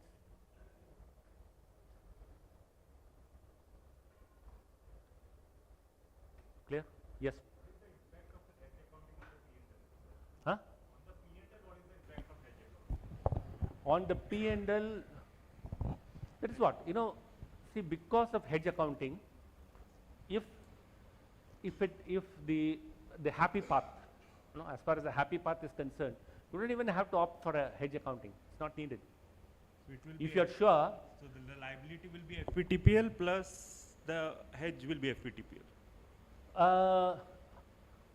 no. Okay. See, if you are even the happy path also, you have to have a proper hedge accounting in place. If you have a proper hedge accounting in place, the liability will be valued on a fair value basis so long as the hedging relationship is effective. So long as the hedging relationship continues or sustains, you will be valuing the exposure on a fair value basis. As well as the interest rate swap. Interest rate swap is always valued at fair value. There is no question about it. Okay. But the problem, I'll tell you where hedge accounting comes to your rescue, which the fair value option drops you like a hot cake, is that where the interest rate swap gets terminated, you will be left in the lurch because the fair value changes to the underlying exposure keeps hitting your P&L. So you go in for hedge accounting. That will still hit the P&L, but not in this way. It will hit in a different way, in the sense that you will find out what is the fair value of the exposure on that date. Now, in this case, the fair value of the exposure on that date will be 100 crores plus 12.99 crores. It will be 112.99 crores on that date, correct? Based on this example itself, I am saying 112.99 crores will become 100 crores at the end of the period. It will get amortized. 112 crores will become 100 crores. It will be amortized, and that amount is what will go to the P&L. We will see the numerical example of hedge accounting in this. This is the problem I'm going to do. Same number is what I'm going to discuss in the hedge accounting. Okay. One more question I have. Yeah. OCI, I understand the P&L impact. Is it monitored separately on the reserves also? So I keep an OCI reserve separately from P&L reserves? We are talking only about the fair value here. So it is only fair value hedge. OCI is not involved. No, here. the other, when we discuss the equity and the debt OCI, Oh. is it monitored on the reserve side also as a separate reserve, or is it how, like I keep it separately as an OCI reserve on the OCI. balance sheet side Yes. also? Yes. OCI For is debt and separate. equity separately? Separate. Yes, yes, of course it is separate. Okay. Now, I wanted to tell you something. When you're talking, I want to tell something. I forgot. Okay. Any other questions? Any other questions on this?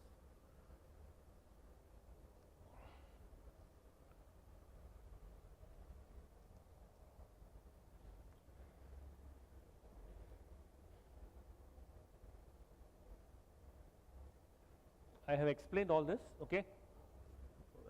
Fair value. I will so this is the treatment of own credit risk. So the fair value changes due to the benchmark, fair value changes due to the credit risk, okay. Fair value changes due to the credit risk is taken to the OCI, which will never get plowed back to the P&L, never, okay. And this OCI is not the FEOCI, okay. Don't confuse with this. This is based on the valuation of the underlying instrument after this, okay. Now, I got the point. This NPV, the benchmark rate NPV is taken to the P&L. That because that is actual changes in your interest rate. That is your benchmark rate that is taken to the P&L. Okay. Now, see, when we talk about the EIR, okay, EIR is calculated for every instrument, and that EIR which is calculated at the inception is something like it is cast in stone. It can never get changed during the life of the asset. During the life of the asset or the liability, it will never get changed. There is only one exception to this. Only one exception is given in the standard, and that exception is after the discontinuation of a fair value hedge. We are precisely talking about that only. After the discontinuation of the fair value hedge for an interest rate risk, the EIR undergoes a change. Okay. How exactly this happens, how the new revised EIR is computed, we will see when we talk about the hedge accounting, fair value hedge accounting. Okay. So there is only one exception given in the standard, or else the EIR that is computed at the time of inception never ever undergoes a change at all. It is something that is cast in stone. The only exception is after the discontinuation of a fair value hedge on account of an interest rate risk, which is what we are now considering. Okay. So these are the main things. Okay. So there is a numerical example that is given. I am not going to do this. Okay. So this you can, I will leave it with you for you to understand. Okay.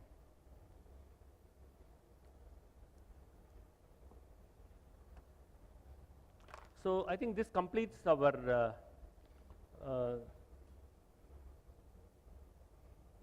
okay, all these are examples. Okay, so you can look at all these examples later. How this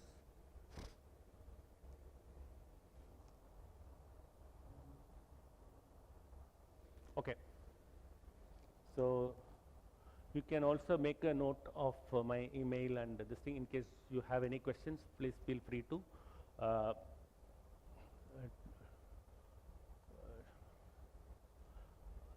ask me. Okay. If there is no questions, then we will move on to the next topic.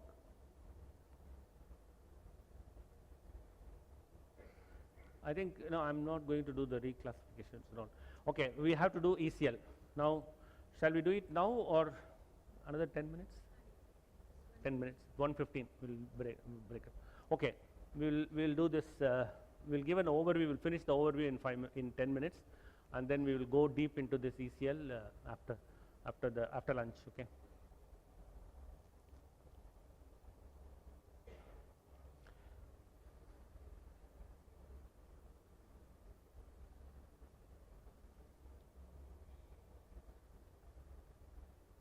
See, as far as ECL is concerned, I told you at the inception that at the beginning I told you that ECL as per IFRS is different from ECL as per US GAAP.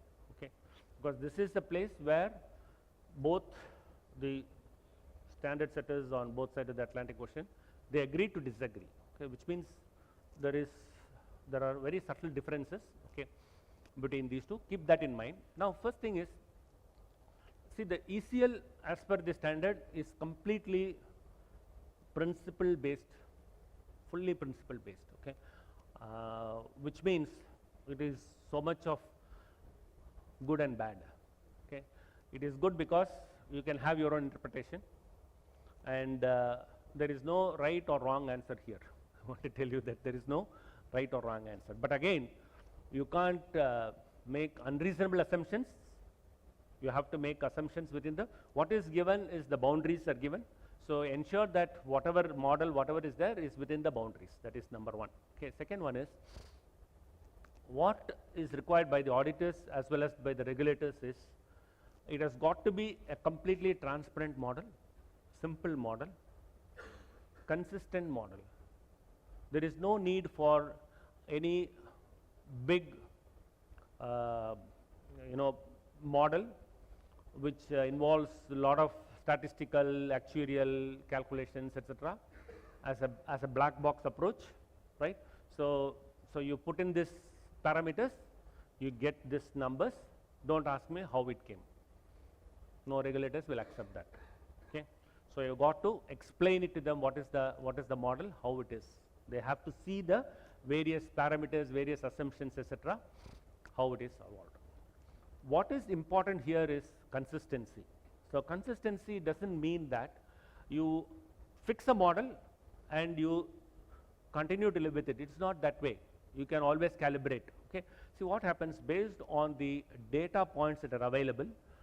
You can always calibrate the model. Okay. You can change the model also. Calibration is merely tweaking some input parameters, but then you can even completely change the model. Okay. We're going to see different models. We'll see all the models in great detail. I'm going to also explain to you how certain models are computed. We'll give some practical examples of how these models are computed. But then what is required is consistency, because if it is not consistent, the regulators tend to think that it is a mechanism for profit smoothing. Okay. So in a particular year, in a particular quarter, you find that there is a bumper profit. So they'll say, okay, why don't you increase? Can you please increase the provision? Because they want to reduce. Next quarter, lot of NPAs, whatever. Okay, not doing that great. So can you reduce it? So try to increase the profit.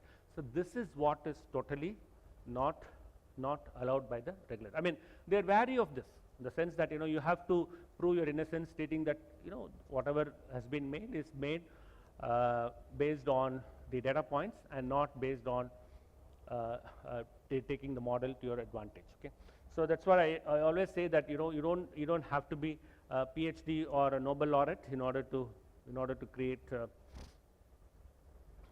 this. Okay, so a simple model should pass the common sense test. That's all that is required. It should be consistent. Model can be calibrated, completely principle based. So it is bad because there is no way by which you can compare one company with the other company, even within the same segment. So even housing loan, for example, okay, mortgage loans, one company and the other company, we can't compare. It's very difficult to compare because the models can be completely different. So because of that, it becomes very difficult to compare. So that is the bad portion of it. The good portion of it is anything is okay so long as it meets within the four walls. Okay. Then what we are going to see basically there are the transition metrics model, regular historical method is there, discounted cash flow, ECL, different ECL for projects. We are going to see all of those things. ECL for receivables I am not covering now, because for NBFCs it's not relevant, so I am not covering ECL. I'm removing that. I'm not covering that today. Okay. See, at a very high level, this is ECL is defined as the present value of cash shortfalls. So this is how it is defined. So don't look for the definition. Normally we say that EAD into PD into LGD into DF. Nowhere it is defined in the standard like that. Okay. This definition is given as part of Basel. In Basel documentation, this is there, not in IFRS 9 or IND AS 109. It's not given, but ultimately it translates to that. Ultimately it translates to that. So this is cash shortfalls is a contractual cash flows as reduced by the expected cash flows. So it translates into exposure. That's why I'm starting with the definition, and then it translates to that. No, don't start with exposure into PD into LGD. Now, if you dissect this, EAR is EAR of based on the contractual cash flows less expected cash flows. EAR is EAR as per the standard. Exposure into PD into LGD. Exposure is outstanding amount plus principal plus interest overdue. Okay, so that is this. And PD, there are multiple ways to compute PD. So we're going to see a few methods. Some of these methods we'll see in great detail as to how the PD is computed. Okay. LGD, again 1 minus recovery rate is the general definition, and recovery rate is collateral minus haircut divided by the exposure. Again, there are different ways by which this LGD itself can be computed. One can be futuristic, the other can be historical. So both are there. And yeah, so the new requirements. See the changes in the credit risk. See, this is at a very, very high level. ECL is the recognition of changes in the credit risk. Okay. Now, what actually the standard wants is, you try to measure the credit risk by a holistic model. Okay. But again, as far as India is concerned, none of these companies follow that model at all. Okay.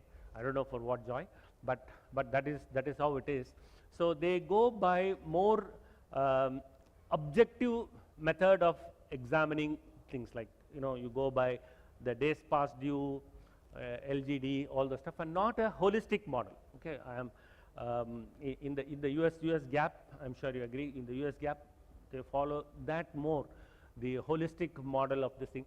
So probably one of the reasons is that, like if you look at the way to compute the PD, for example, okay. What is the probability that a particular loan can fail? There are very sophisticated models like XGBoost. XGBoost is you have implementation in Python, in R, everything is there in XGBoost. XGBoost takes certain 10 parameters at the time of inception of the loan, and then at the time, based on this, XGBoost will tell you what is the probability that this guy will default. And the accuracy levels of those can be as high as 98, 99%. Accuracy levels are so high. But unfortunately, the caveat is that it can't be deployed here for the purpose of ECL. We are not here to say, we are not here to suggest to the client that what is the likelihood of a default happening. So that is more from a loan origination perspective. So based on the given set of parameters, 10 parameters, okay, income level, blah blah blah, whatever, age, etc.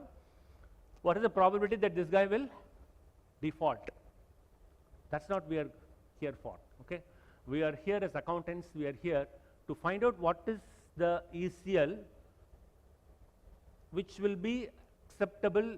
So the objective is different. Okay, let us make the objective clear from our discussion. The objective is to have a model which will pass the test of the auditors and regulators.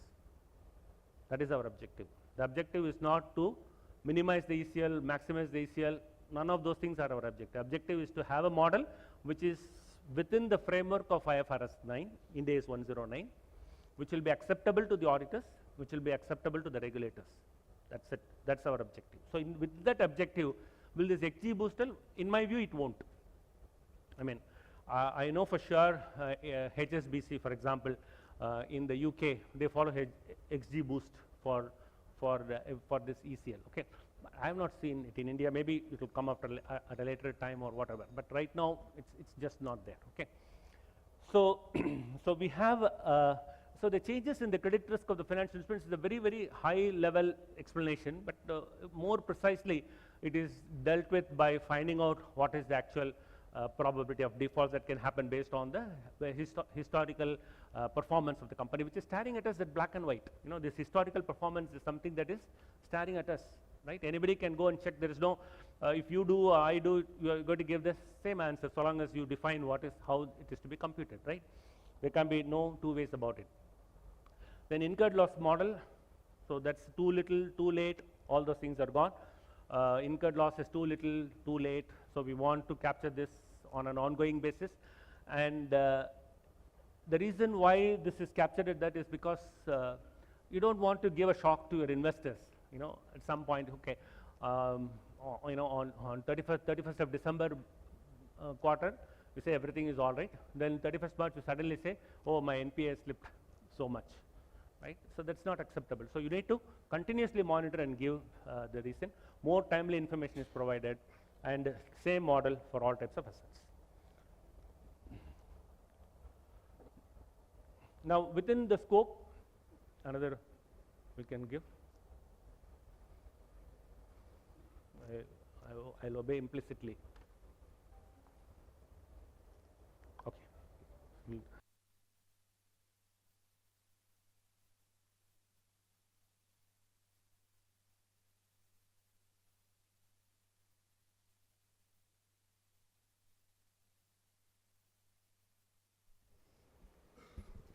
Dear members, we can assemble at 2:15 now for the lunch. We can break for the lunch now.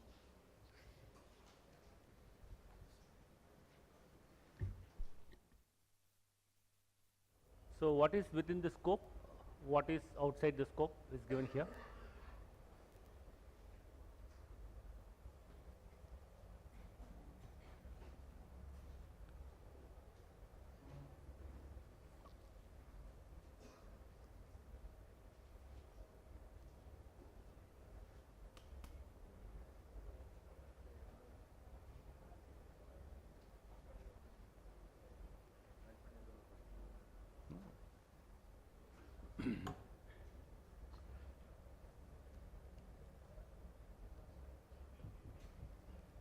Battery, huh?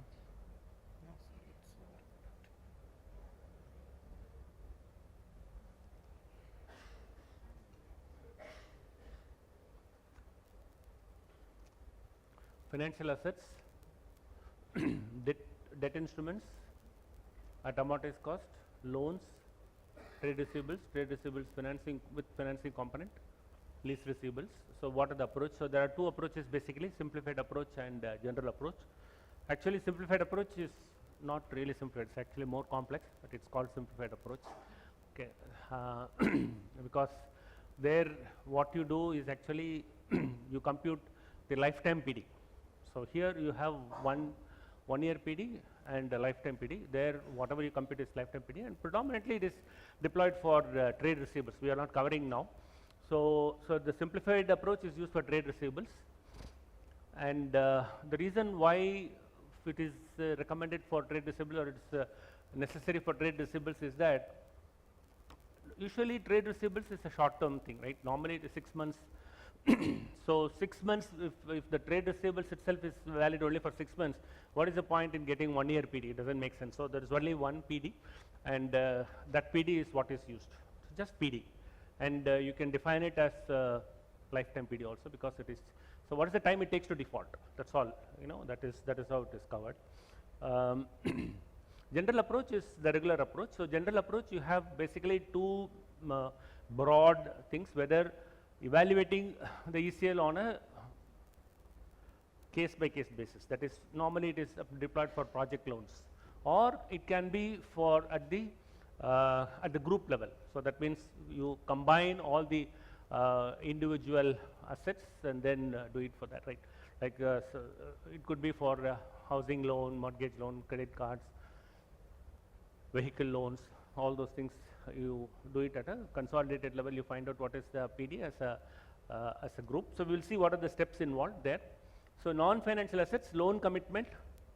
Normally these loan commitments are added as part of the exposure itself.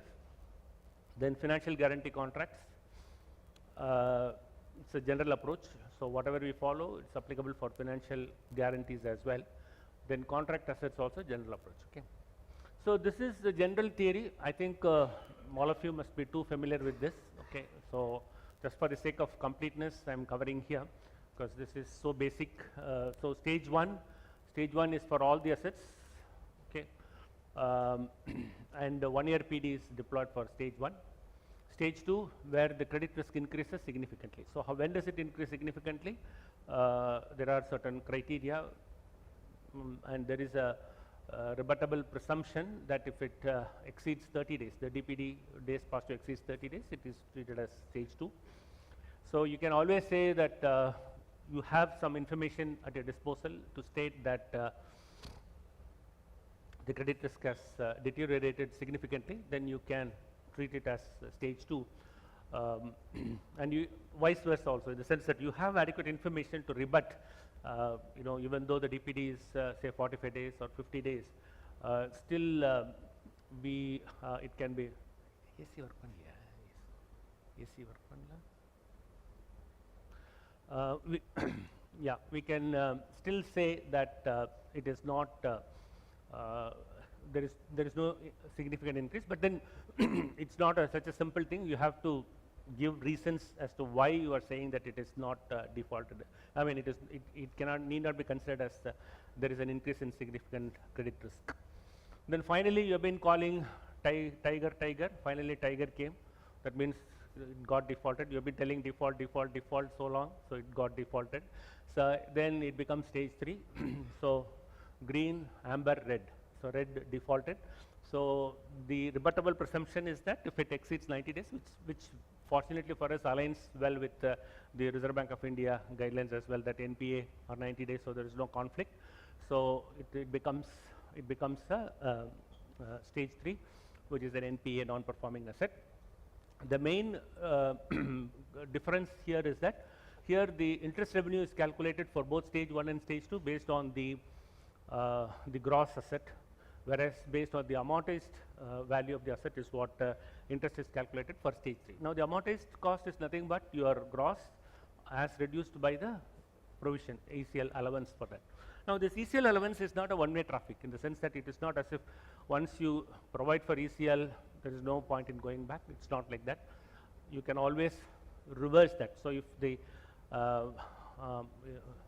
situation becomes better, if there is an improvement in the situation, it can always move from stage 3 to stage 2 or 2 to 1 and so on. There is one exception to this rule. That rule is for those which are credit impaired at the time of origin.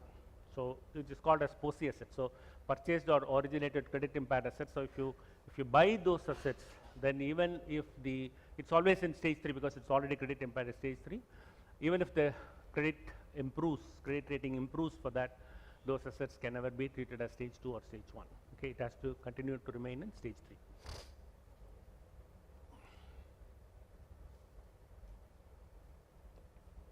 So what is SICR? Significant increase in credit risk. There is no definition, but it has to align with with whatever is stated in your policy, credit policy, etc. Whether the risk of default has increased significantly since initial recognition. This is very important because it is not the absolute level of credit risk that is measured, but instead it is the relative level in the sense that how has it moved from the inception. Like, take an example, there are two assets and both the assets are rated, credit rating is it is rated C. Okay. See, one, at the time of initial recognition, the one asset was rated A, now it has been rated C, whereas the other asset, even at the time of initial inception, it was rated C. So it continues to remain in C, so there is no significant increase in credit risk for the second asset, whereas for the first asset, initially it was it was a credit rating of A, now it has become C, it has slipped 2 notches, so it will be treated as there is a significant increase in credit risk. So it is not the absolute level that matters, but it is the relative level relative to what it was at the inception and what it is today. So that's what is relevant. So there is similarly for default orders, there is no definition. Every entity should say what is the default, but there are qualitative indicators, breaches of covenants. If there is any breach to the various terms and conditions, then it will be treated as if the default has occurred. As I said, there is a rebuttable presumption that it is 90 days. So if you can still say it is only a rebuttable presumption, you can still say in spite of the fact that it has been more than 90 days, you can still say that it is not defaulted. Also vice versa. So even though it is 45 days or 50 days, you can still call a particular asset as having defaulted if you have adequate information that the asset is already defaulted. Okay. But anything and everything has got to be proper documented. You know, you have to. It's not your whims and fancies that you can do the staging. You have to necessarily document everything. Okay. So definition of credit impact: significant financial difficulty, breach of contract, so breach of a covenant, lender granting a concession that otherwise he would not do, borrower is likely to enter into bankruptcy, disappearance of an active market, purchase of financial asset at a deep discount. That word is missing there, deep discount. So purchase of financial asset at a deep discount. So at the time of financial crisis, there were a lot of assets that were available at deep discount, and those are obviously those were defaulted. So this I already explained to you. Credit impact, the revenue interest is calculated applying the ER to the amortized cost. And for POSI assets, that is for those purchased or originated credit impact assets, at the time of purchase itself it is impact, then can never revert to gross basis. That means it will continue to remain in stage 3, it can't move to stage 2 or 1. Okay. Now let us look at the various steps now.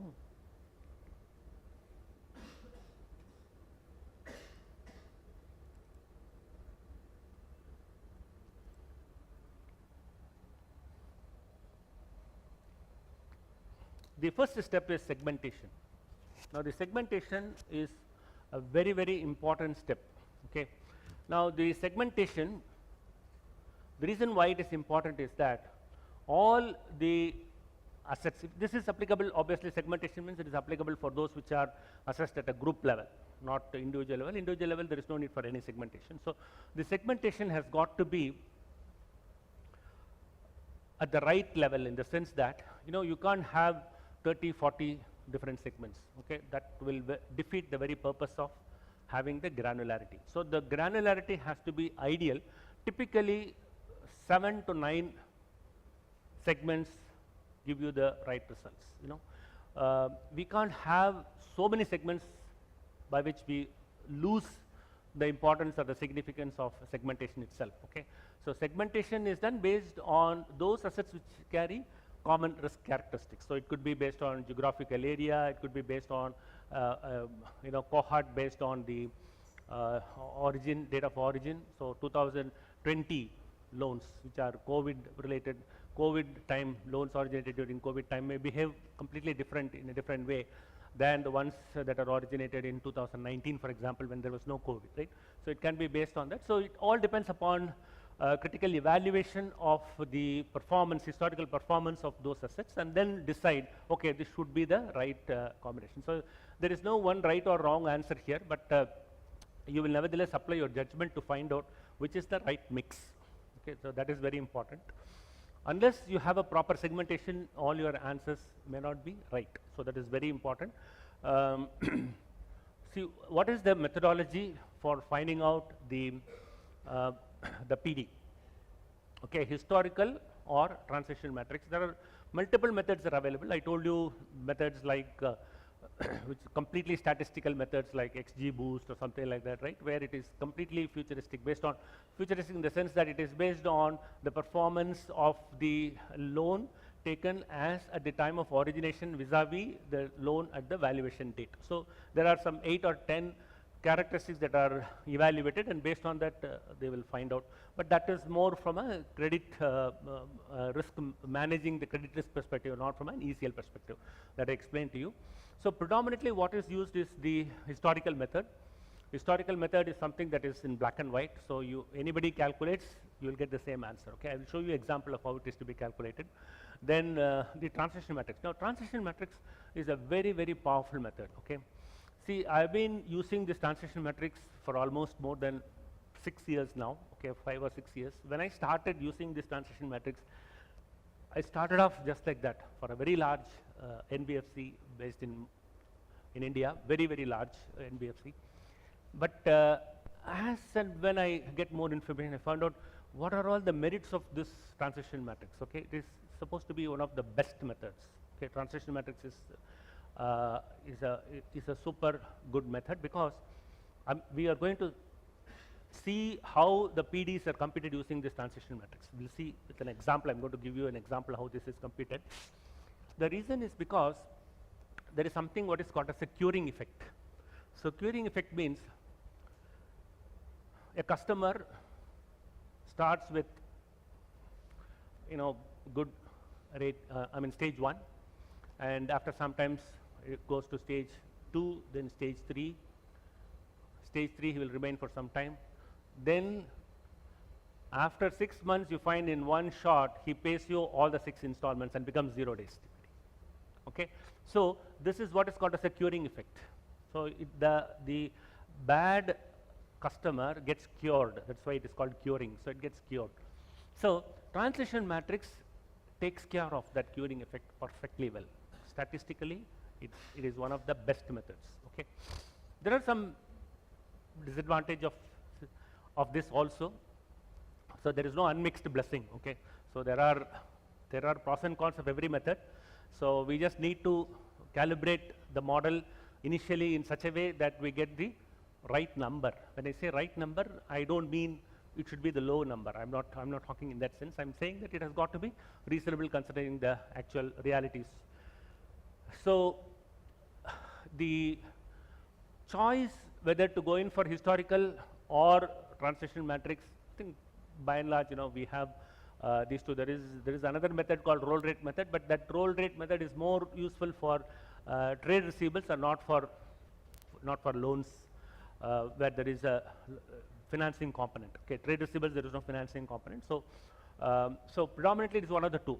Okay, historical or transition matrix. If you compute for the same set of data, what you get as a 1-year PD for based on historical and based on transition matrix will not be the same.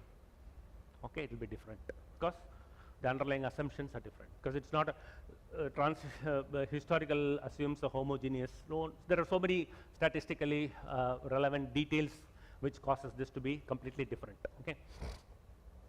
Then the basis for arriving at PD, basis for LGD. So LGD, there are basically two methods. One is futuristic and another one is historical. So we'll see both.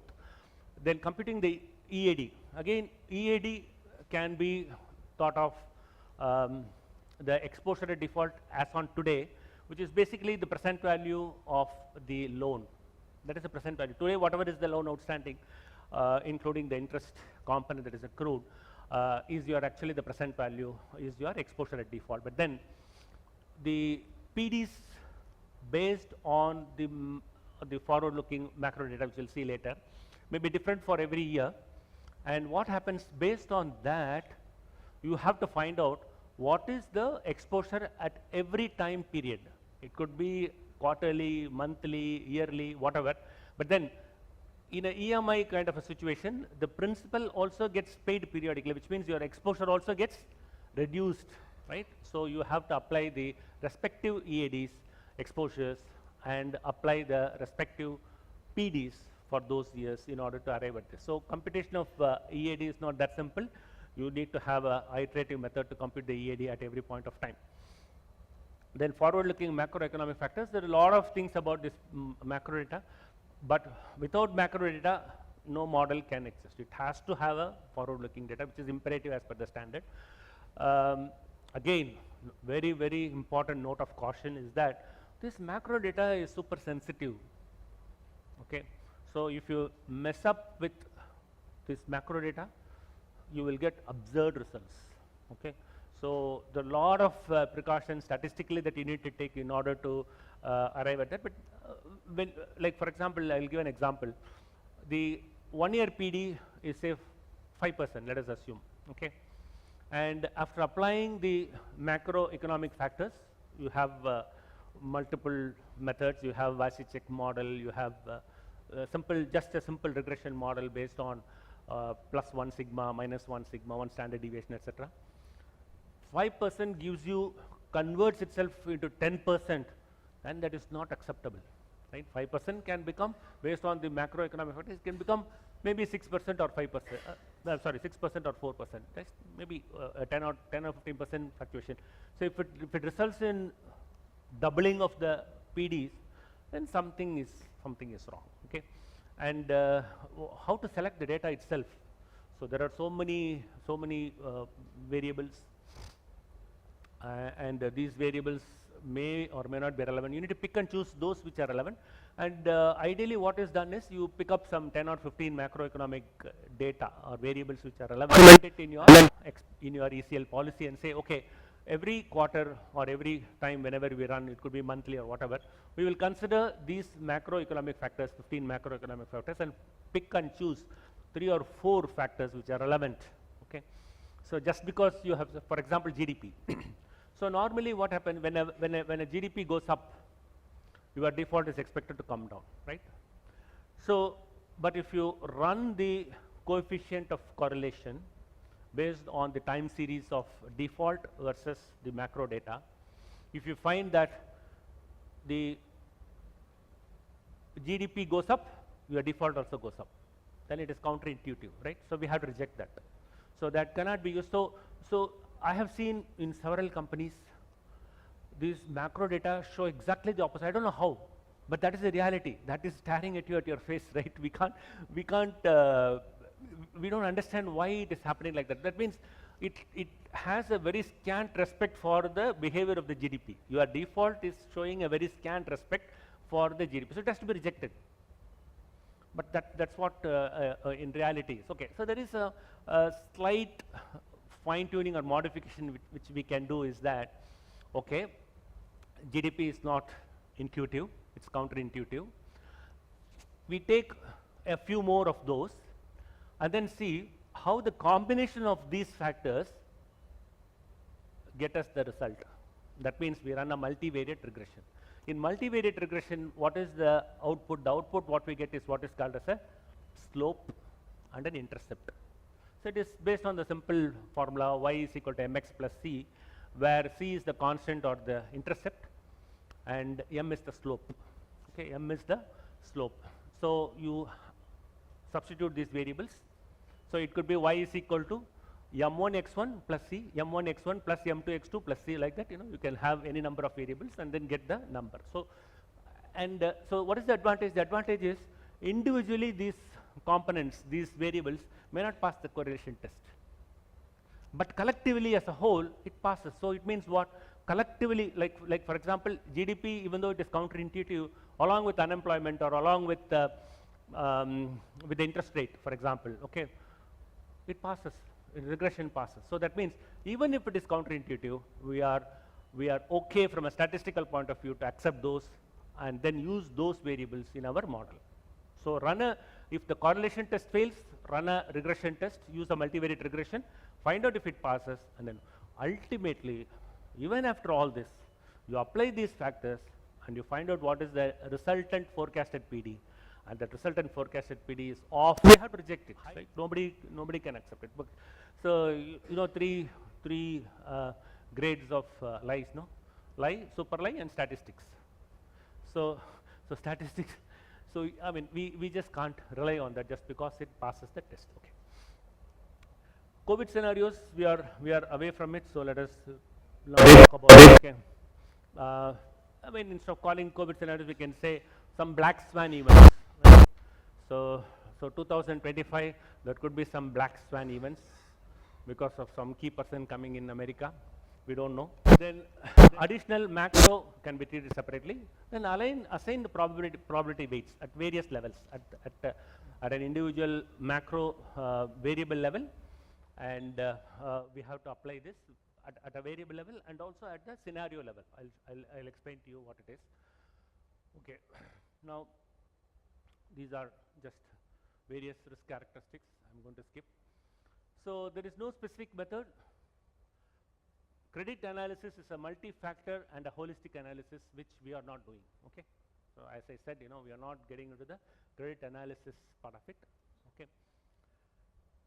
So these are the various approaches: DCF, loss rate, roll rate, PD, aging schedule. Okay. These are just theory. You can go browse. We will go into some specific cases. Okay.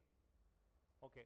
So now this is an imaginary number of DPDs for 6 dates, okay, for 31st Jan to 30th June, 6 month end. These are what is called as a snapshot. We are taking the snapshots of these months, okay. Then for each loan, we analyze how it moves from one bucket to the other bucket, okay. So now let me do this for you. I'm going to delete all these numbers, okay. I'm going to delete this. So each loan, we have to see how it has moved from one period to the other period. Okay. For example, here we are going to populate this. We are going to populate this here. The columns represent the current period. Rows represent the previous period. Okay. So columns.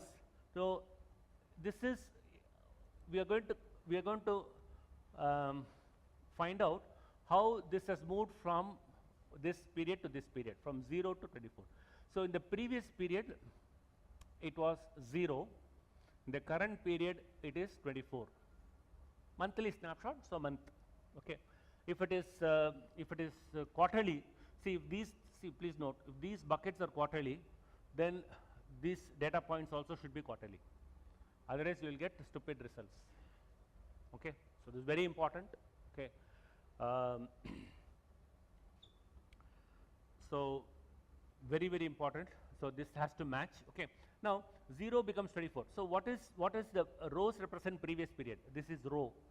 So in the previous period, it was in 0. That means it was here. It was in this row. Okay. Currently it is in 24. 24 means it is in this column represents current period. So I will populate this is equal to 1. I will add 1 here.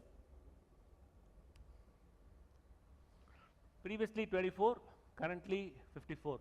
So previous rows represent previous. So that means it was here in this row, right? 24, and currently it is 54. 54 means it will be here, correct? So you have to add this with. Is it clear what I'm doing? Is it clear? This method. Okay. Now the next one is 54 becomes 24 because they have repaid. Okay. So 54 means previously it was in this row. Currently it is in 24 means it is here. So I will. Sorry. Currently 24 means yeah it is here. Correct. I will. Correct. Similarly, 24 and 24. So previously also it was in 24 this row. Okay, and this column 24, 24. So this will be increase this with 1. And finally 24 becomes 54. So previously it was in 24 here, it becomes 54. I will add this with by 1 more plus 1. Okay. Now there are certain basic common sense rules here. The common sense rule is whatever you have here, no, from here to here, it can move from here to here only. It can't move to the third bucket because the time interval is only 30 days, correct? Whereas it can move from here directly to here. So the entire loan is repaid, right? I mean, all the pending installments are repaid. So it can move from there to here, which is basically called as the curing, but it cannot go there. So many times when I get the client data, I find that from not due, it moves to 31 to 60. How it is possible? It is not possible, no? It can go at best to 1 to 30, right? So these are statistically, we need to evaluate whether these the kind of issues are there. So we make some adjustment to that. So that you have to make such adjustments, and then it is called as an adjusted transaction matrix. So whatever comes out of the system is one, then we adjust it in order to get that. Okay. So like that, what we do, you keep on doing this for all the loans one by one. So how many transitions are there? Now, assuming that the loan was there from the beginning to the end, 6 periods, so there will be 5 transitions, right? So if there are n periods, and assuming during all the n periods the loan was there, there will be n minus 1 transitions, right? So like that, keep on doing it for the various loans one by one and increment it, and finally you will get to this kind of an observation. So here, see this first, okay? So a large portfolio of several loans done over a period of the last 60 months. So roughly 59 transitions, but some loans could have started after a few months, after a few years, and some loans could have been gone out because it matured. So all those things are there. So based on this, you get this kind of a number of observations. What you see on the right side is the number of observations. Okay, you get the number of observations and convert these observations into a percentage. So this is what you get, the percentage. So the total this up and find out what is this percentage on this total.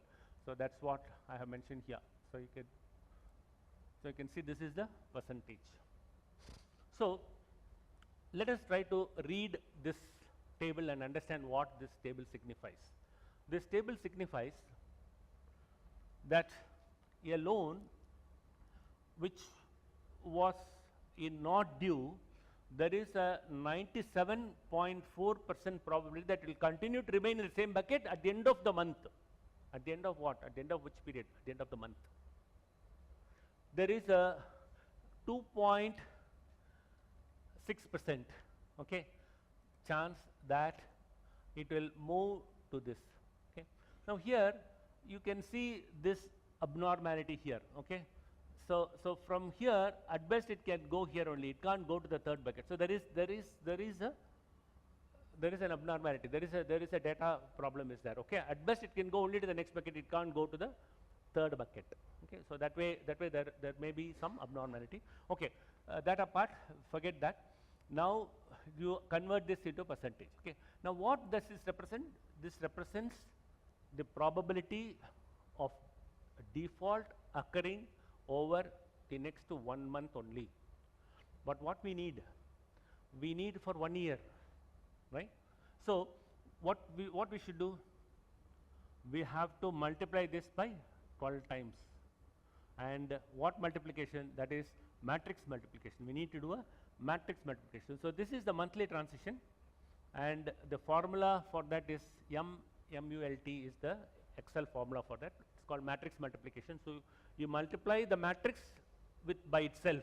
In other words, you square it. When you square it, what you will get? You will get the probability of default occurring over the next 2 months. So this is a 2-month matrix. So I have just squared this. Okay. So I have used this formula, matrix multiplication. I have multiplied this by itself. So I got this. Okay. Then this into this, you will get 3 months. Matrix multiplication, this into this.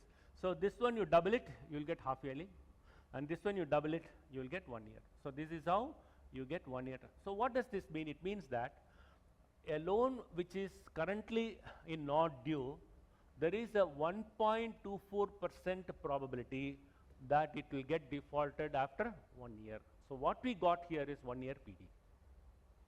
Is it clear? So a loan which is in 0-day bucket, 1.24% probability that will get defaulted over the next 1 year. A loan which is in 1 to 30 today, there is a 11% probability that it will get defaulted at the end of 1 year. Like that, you get the probability PDs for every period. Any questions on this so far? What is this matrix multiplication? How we got this? So we started from the basic raw data. The raw data is your snapshot files for the various months for the same loans. So you track loan by loan, find out how it has moved from one month to the other month, populate the number of observations, convert the observations into percentage. What you get is a 1 month default. Raise it to the power of 12. You can simply raise it to the power of 12. Okay. Then you will get the 1 year transition matrix. So from 1 year transition matrix, now here are the various tricks or the various steps. Okay. Using 1 year transition matrix, I get the 1 year default rates. 1 year default rates, I will apply in my using my macroeconomic data, using a Vasicek formula. I can find out what would be the defaults for the various years based on this, based on the movement. I can do that. Okay, that is possible. Now, for those loans, see greater than 90, it is always 100%. Okay, so this is there only for the purpose of matrix multiplication only. Otherwise, you can't see. You can do only n into n multiplication, right? So that is the reason why this is kept. That last line is kept. Okay, greater than 90 is always 100%.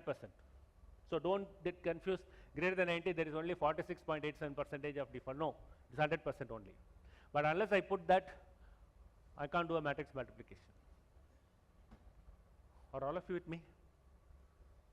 Any questions? Now, how to find out the lifetime default? There are two ways you can do. Okay, the lifetime default. Supposing the loan extends over a period of 3 years, 3-year loan. So find out what is the PD.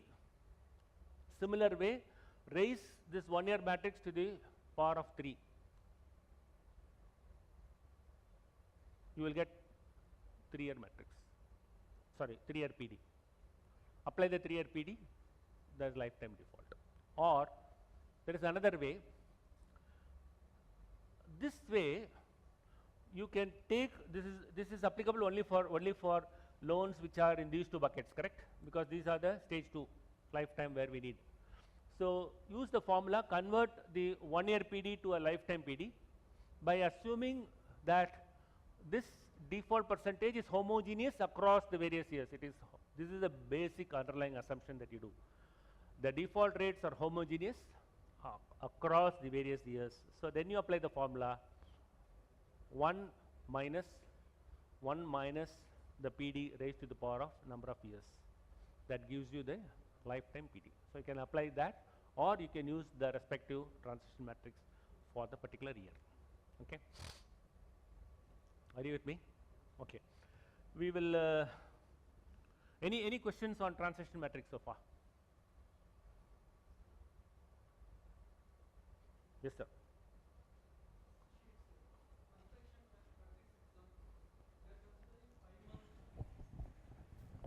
Yeah. Yes. Here we are considering 5-month movement, but we are saying 1 month PD. How it's? No. We are tracking the movement for 1 month only. No, from here to here, how it has gone. We are considering the population is 5 months. This is not enough. Population is going to be 60 months. We are going to consider the movement. We are going to track it for the next 60 months. We are going to do minimum of 36 or 48 or 60. Minimum 3 to 4 years is required. 5 years, ideal. It is actually a monthly default only, because I am only finding out how it has moved from this month to the next month. That's all. Month on month. Month on month only.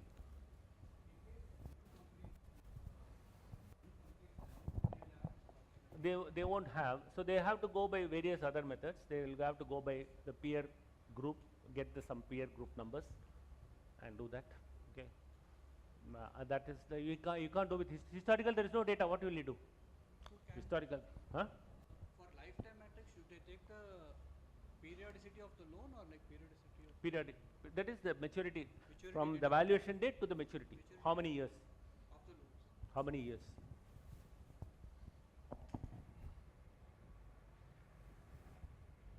Any other questions? Most welcome. Please ask questions. Okay. In 0 days bucket, total number of loans in 0 day bucket. Okay. How many has gone into greater than 90 days after 1 year? 20,000 loans have gone into default after 1 year.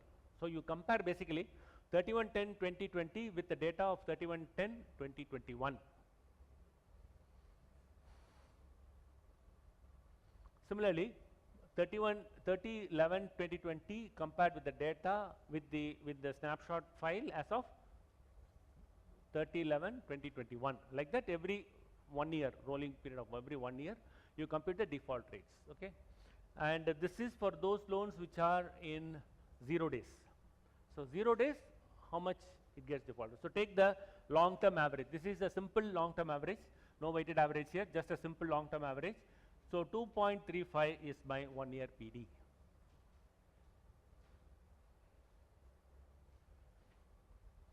I'm not 100% sure whether I think the transaction matrix data is an imaginary data, the cooked up data. Okay, just it is not coming from the raw data. Okay.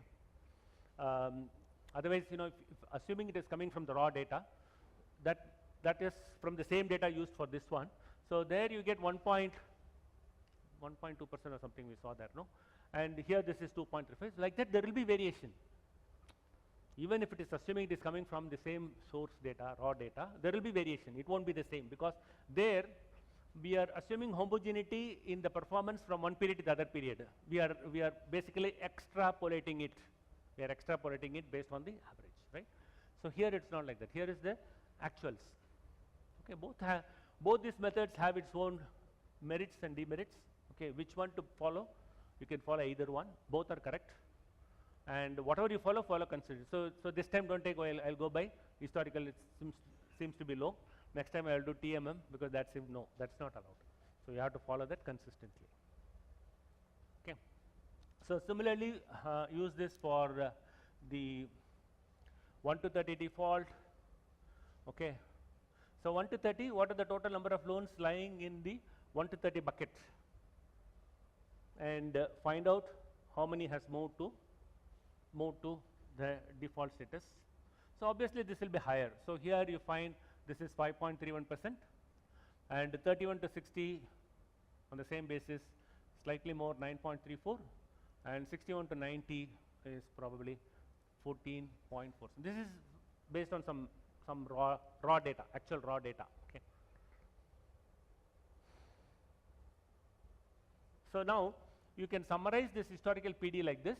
So this is your historical PD, summarized historical PD. 2-year PD. So you will use the 2-year PD if you want to see the 2-year PD, historical PD you will never use. Okay. What you will use is the 2-year transition matrix PD you will use, not historical. Okay. From historical you get to YC check using the 1-year PD only. Okay. Fine. And based on this, the forecasted PDs, so you will get the forecasted PD. So just some numbers here. Okay. It's not the actual numbers. Okay. Now let us go to the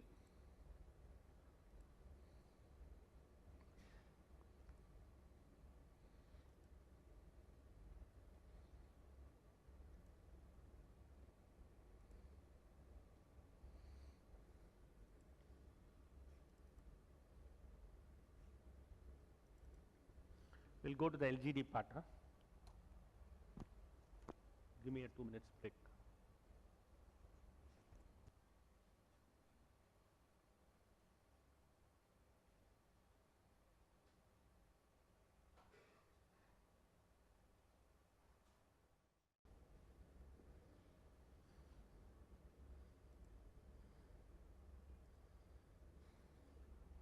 Now this LGD, I told you there are two methods basically for LGD.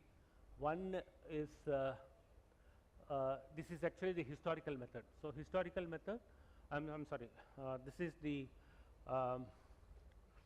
futuristic method, in the sense that for every loan, if there is a collateral, there will be some collateral that is offered, consider that collateral, then apply a proper haircut. Okay. Supposing it is land and buildings, you may want to have 30%, whatever. And if it is gold, maybe 5%. If it is in fixed deposit, hardly 1% or whatever. So find out the recovery cost. Then if it is usually if it is land and buildings, then it will take probably some time for you to realize the loan. Like there could be some legal process involved, you have to file a case, you know, there is a, it will take almost about anywhere from 3 to 5 years.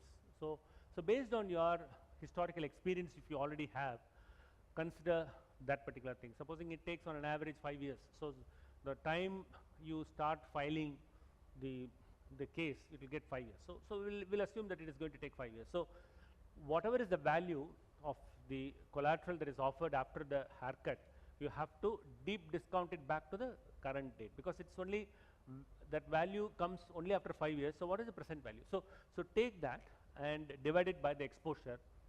So that will be your actual recovery, whatever you are going to recover. So 1 minus your recovery rate will be your LGD. So now this is what is called as a futuristic, right? So you don't need a historical experience for this. You just need based on the projected value what you will get, you can always take this one. Okay. So this is followed by some NBFCs, but then you have to ensure that if you already have some historical data that is available, you have to go run it past by the method 2, which is the historical LGD. So historical LGD is find out all the loans that are defaulted at least once in the past and take that principal outstanding on the date of default and subsequently find out all the collections that are made. Then discount it by the respective EIRs, by the, if it is a floating rate, then you will have probably different EIRs for the different dates on which you got collected. Then find out what is the present value as on the date of default, find out the shortfall, and that shortfall will be straight away give you your LGD. So here we are actually working on the shortfalls. So find out the shortfalls, get the LGD. Now this is what is called as your historical LGD. Now even for those who are using the futuristic LGD based on the value of the collaterals, they have to ensure that that number is definitely not lower than your historical. If the historical is staring at you with a higher percentage, then you have to take that. That is one part. The second part is when the LGD in the first method, futuristic method, shows a negative number. Like for example, if the total value of your collateral is say 10 lakhs as against the exposure of just 2 lakhs. So what will be the value of your default? Default is, I mean your shortfall is 0, right?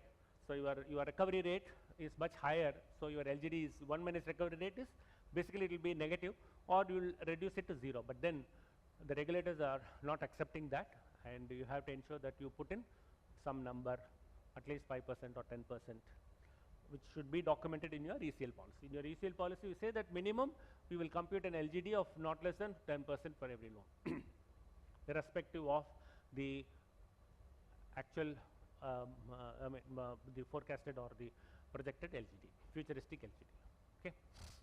Any questions on LGD? Minimum sample size. It's a good, very good question. Excellent question. Yes, the sample has to be reasonable. So we can't go with you know, over the past there is only one loan that got defaulted, and for that one loan this is my percentage. So you can't go by that. So obviously you need to find out what is the ideal sample size. Okay, you can use statistical methods to find out the sample size, like you know what is based on 95% confidence level and 3% margin of error. What should be my sample size given the total number of loans? At At least that should be there.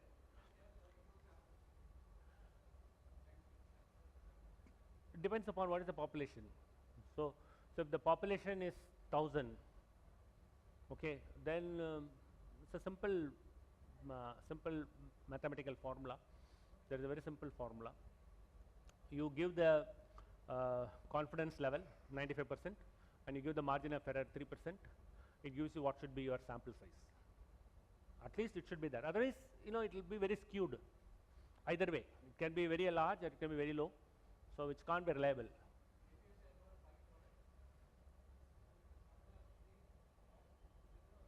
It should preferably be for individual products. When you say products, I mean it is a portfolio or a segment. Okay, it should typically be for each portfolio because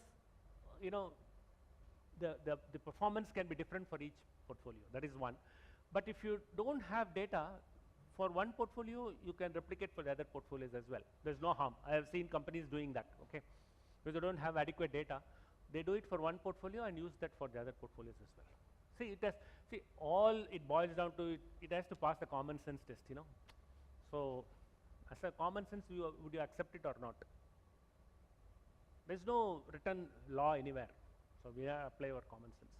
We have to justify. If there is a query, we should be able to justify our case. That's all. Any questions? Any other questions? Yeah.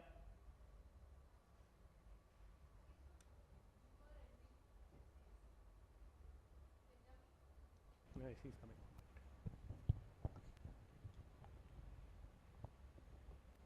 In the cases of newer entities which do not have historical data for the obvious reasons, is there a repository of PD or LGD data that they can use for similar portfolios of lending, or how do they go about doing this? Yeah, it's a very good question. See, unfortunately, I don't think we have it in India. Okay, in the US, yes, Freddie Mac, Fannie Mae, all the things provide this data. Okay, and that is what is normally taken. If there is no data, we take those data, but unfortunately, I am not aware of such data that is available in India. So we go by peers. So Fannie Mac, Freddie Mae, all this, Freddie Mac, Fannie Mae, all these things are peers, no? It's a large one, so obviously, so we have to go by peer numbers only. So do we have to state that we can, we have used it from this? Do we have to somewhere It may not be. It may not be available in public domain. So you have to get it from discrete sources and then and then mention that. I think. Yeah. Okay. It's a tricky this thing. See, normally for PDs what they do. So to answer your question, you asked the same thing on PD, correct? So PD, the historical, what they normally do for PDs, I'll tell you, not for LGD. LGD is actual occurrence, okay? For PDs, they equate it with the overall NPAs for a particular sector, which may be a published data. So that will be taken as the basis. No, it is available. That NPA data is, GNPA data is available. So public domain, it's available. It's available. For every year, it's available. So that will be taken. I mean, you can defend on that. For LGD, no. LGD, yes, it has got to be. Any other questions? Okay. So, yeah. Now this forward-looking data, forward-looking macroeconomic data. So the standard says do it without undue cost. So, which means that going for open source if data is available, or else pick and choose data which is not that prohibitively costly, and ensure that there is a acceptable correlation between the data points, between the time series, default time series and the variable time series. Okay, try to find out if there is any correlation. So if the correlation is not there, then if you use it will be highly counterintuitive. I have seen somebody currently asked me one day and says that, sir, I am putting this, GDP goes up, my default is also going up. What should I do? I said first the correlation, test the correlation sign. The sign is, it has to be negative, because if the default goes up, if the GDP goes up, the default has to come down. So if the sign is positive, then obviously you will get that kind of an answer only. That's what it is. So these are common thing, but one thing I found out is that these macroeconomic factors data is super sensitive. Okay, if you pick up wrong choice, you will get absurd results. I have seen giving very absurd results, but that's what it is, you know. So we have no choice. Again, sometimes I have even doubts about the authenticity of the data itself that are published, even though there is a paid, I don't want to name the source, data source. If a paid data source, you find suddenly unemployment this year was 9%, previous year it is 14%, this year it is 9%, something like that. Drastic change, you know. It is not, say, 9%, 14% can become 13, 12, whatever, or 15. It can't become 9. So like that, you know, we are not able to trust that, but there's no choice. We have to live with it. So maybe you can try some open source, if this paid source, try to corroborate it with some open source data of the same period and try to do all that. Those are practical challenges that we come across every single day for various clients. So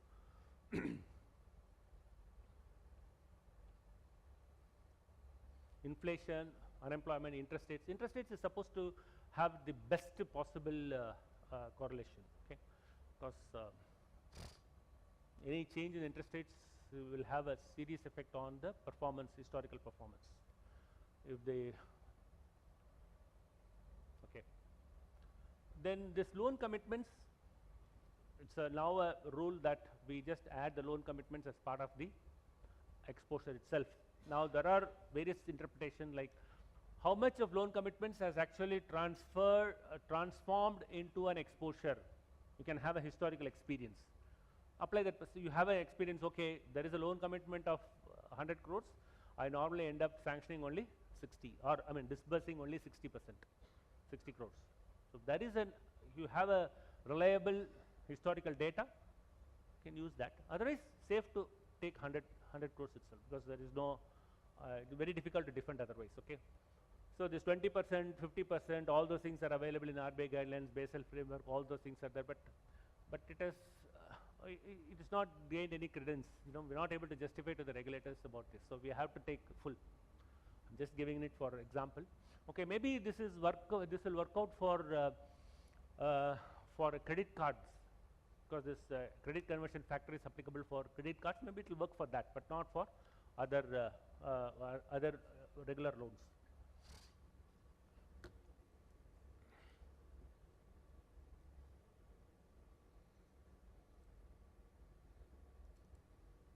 So scenario builder, we will finish this quickly. Scenario builder.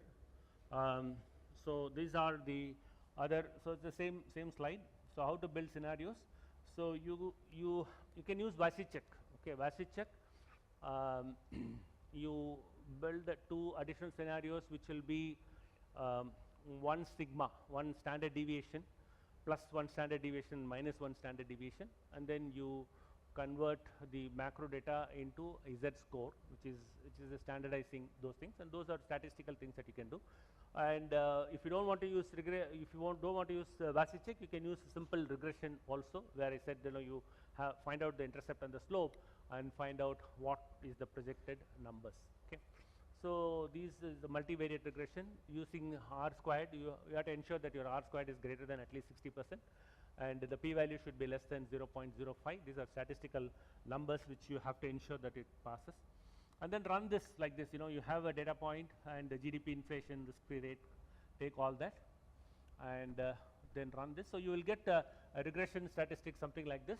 So here the p-value, you see the p-value is less than 0.05, and your R squared is also very high. Adjusted R squared is 76%. 76.5% adjusted R squared, so which means it passes the test. And if this passes the test, use those those 2 numbers to arrive at what should be the, here what you see here, no, in the right side, 96 and 96.8, that is your scenario, 2 additional scenarios based on the macro data. Okay.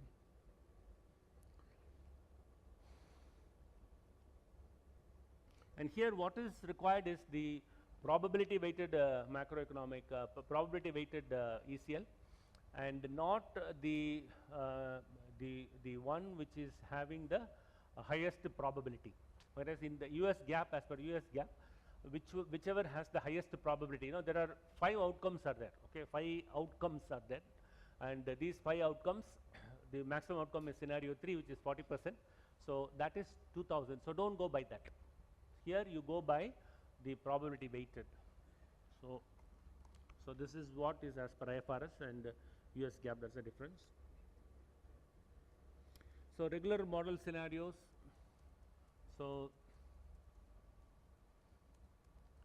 here what you do, you basically have this, you run the same thing by applying a different PD.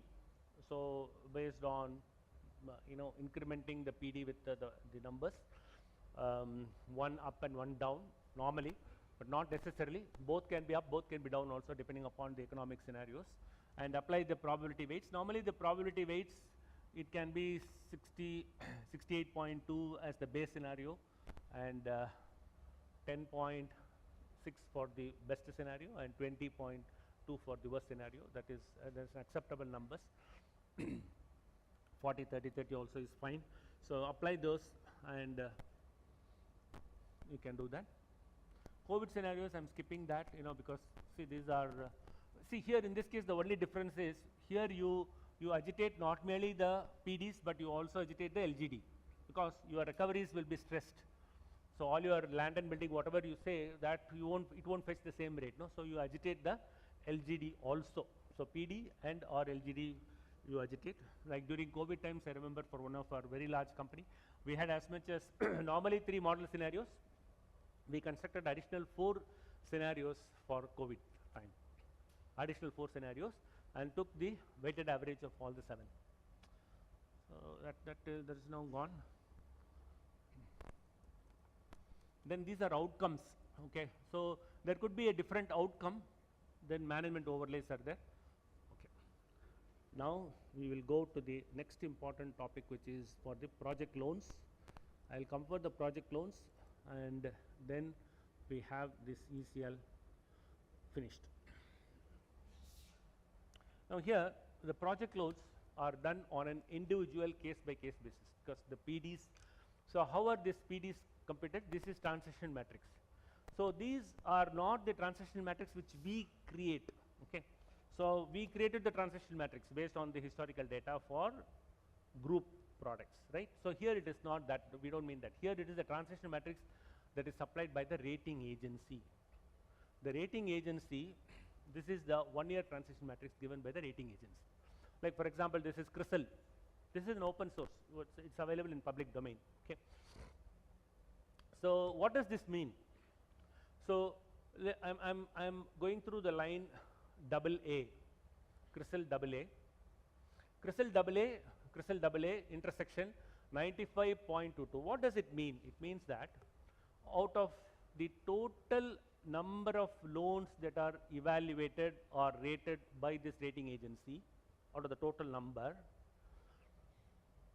over a period of the last 10 years average, 95.22%, if it is rated AA, if the company is rated AA, 95.22% of those companies continue to stay in AA at the end of the year also, and 1.47% actually become A, so they improve the ratings, and 2.82% actually slip to A, and 0.49 slip to BB. Here they can slip to anything, they can directly slip to D also, unlike our historical transition matrix where I said it cannot go to the 3rd bucket, it can go only to the 2nd bucket, right.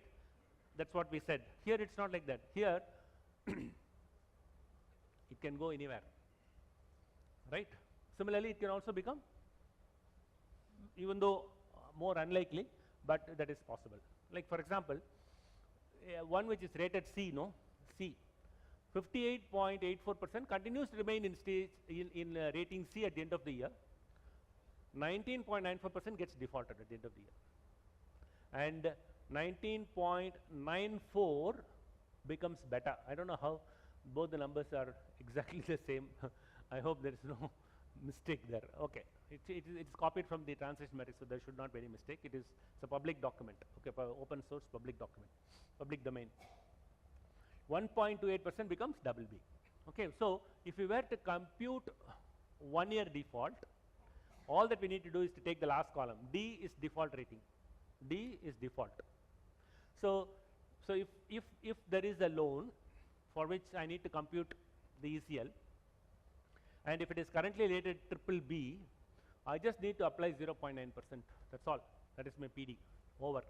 Then I do all the macro data. All those problems are all the same. First we said the method of computing PD, two methods are there: historical, transitional matrix, where you get it from your basic historical data. For project loans, it is based on the credit rating that is provided by the rating agency. And from here onwards, it is the same. All the other macro data, all those things are the same. Okay.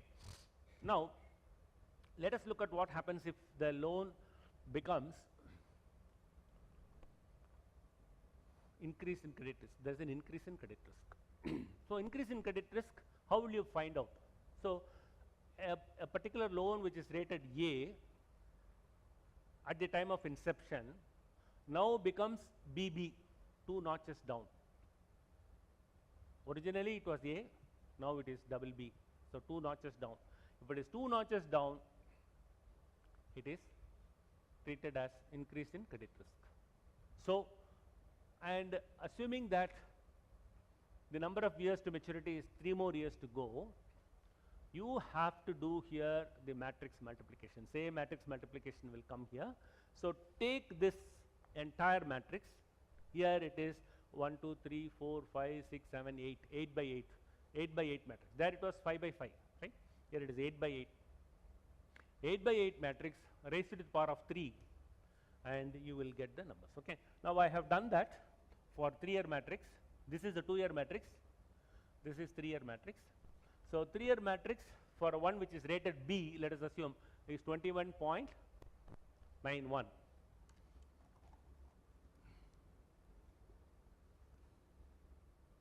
Whereas 1 year is 8.27. See, 1 year is 8.27. 8.27, it is not 8.27 into 3. It is matrix multiplication. So, you get actually 21.91 and not 24 point something, right. So, this is a case study. So, you have 2 exposures. One is rated AA, other is rated B. On the valuation date, both are B. So, in the first case, there is a significant increase in credit risk. Why? It has dropped by 2 notches. In the second case, there is no change. So, it will still be stage 1. So, for case 2, you will apply 1 year PD. For case 1, you will apply lifetime PD. Lifetime PD here is 3 years, because the number of years to go, the valuation date is 2019, and the maturity date of the loan is March 22. So, 3 more years to go. So, raise it to the power of 3 and take the exact number. So, I have done that here for you. So, in the first case,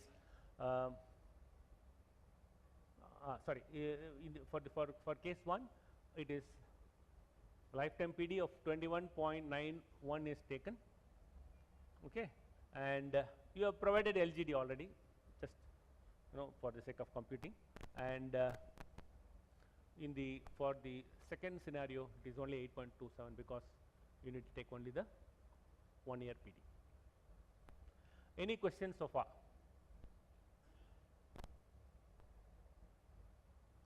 Any questions on project loans?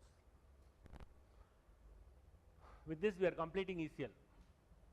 So, any questions on ECL overall? Okay.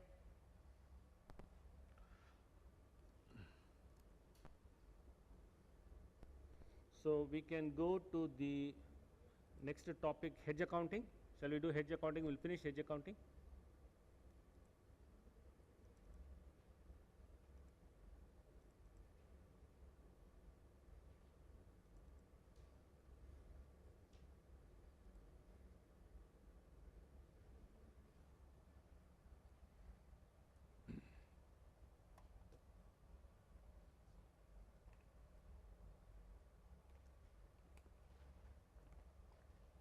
we have seen most of this. I want to cover the practical problem. Okay, we will do one practical problem on fair value and one on cash flow. So I am compressing 30 hours into 3 hours. What is done for 30 hours is done in 3 hours. So obviously there are plus and minus. You should be aware.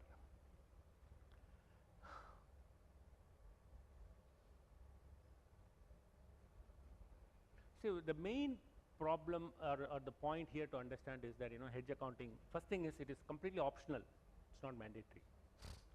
But which also means that once you start hedge accounting, you can't stop it. You have the right to start, there is no right to stop, unless the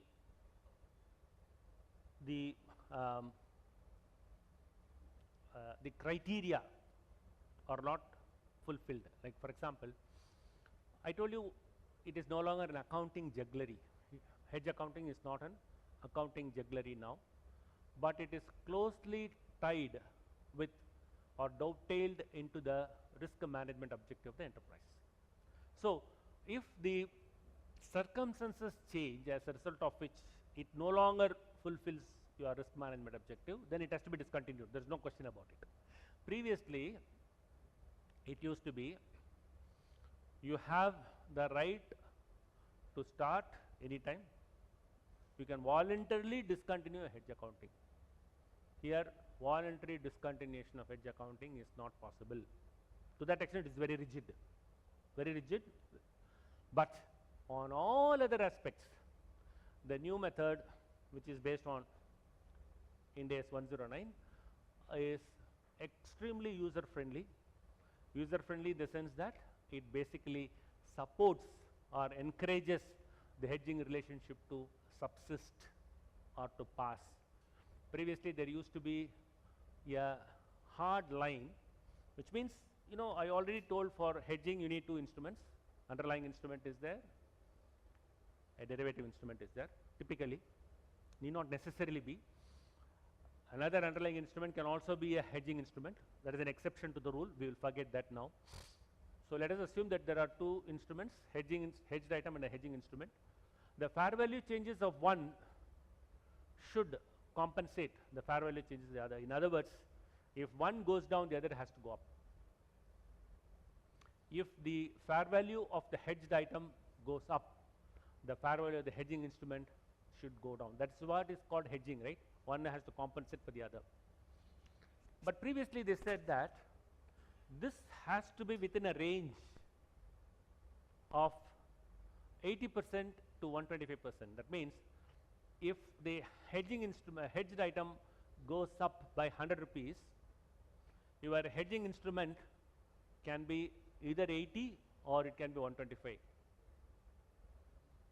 If the hedged item goes up by 100 rupees, your hedging instrument can come down, it has to come down.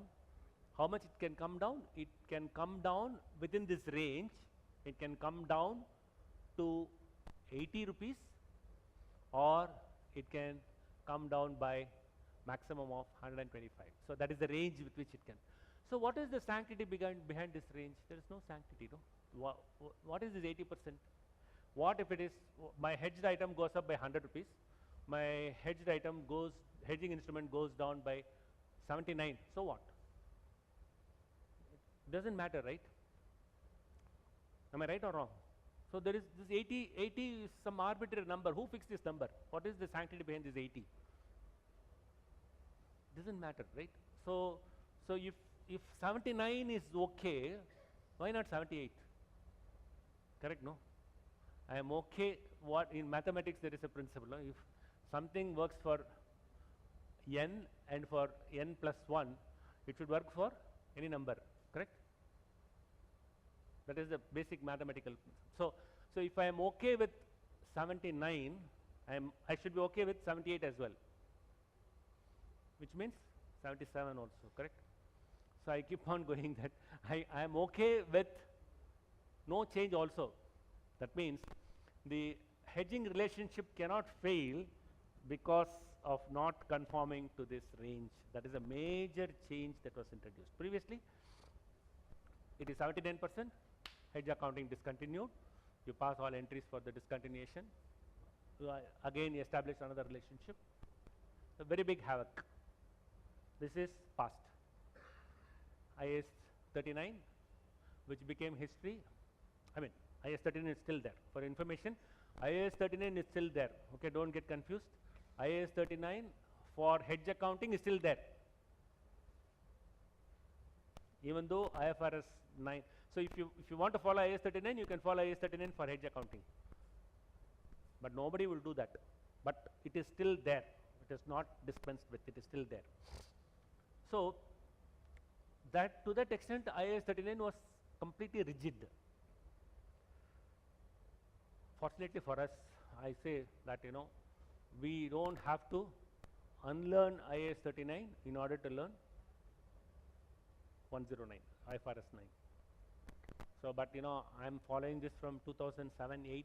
So I had to learn IAS 39, then I had to unlearn IAS 39, then learn IFRS 9. So for all of you, I think those of you who are not yet exposed to IAS 39, so I think that you are in bliss, because you don't know something, bliss, because IAS 109 is good enough for us. Okay. Okay. Now the reason why I am saying that is so much of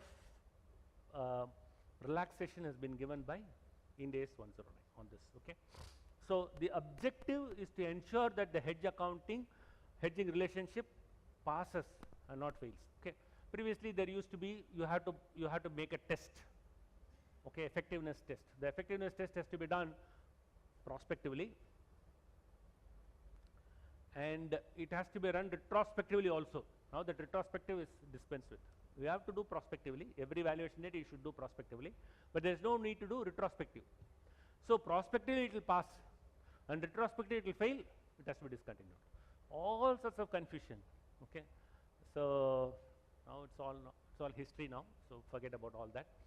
Now it becomes a lot simpler.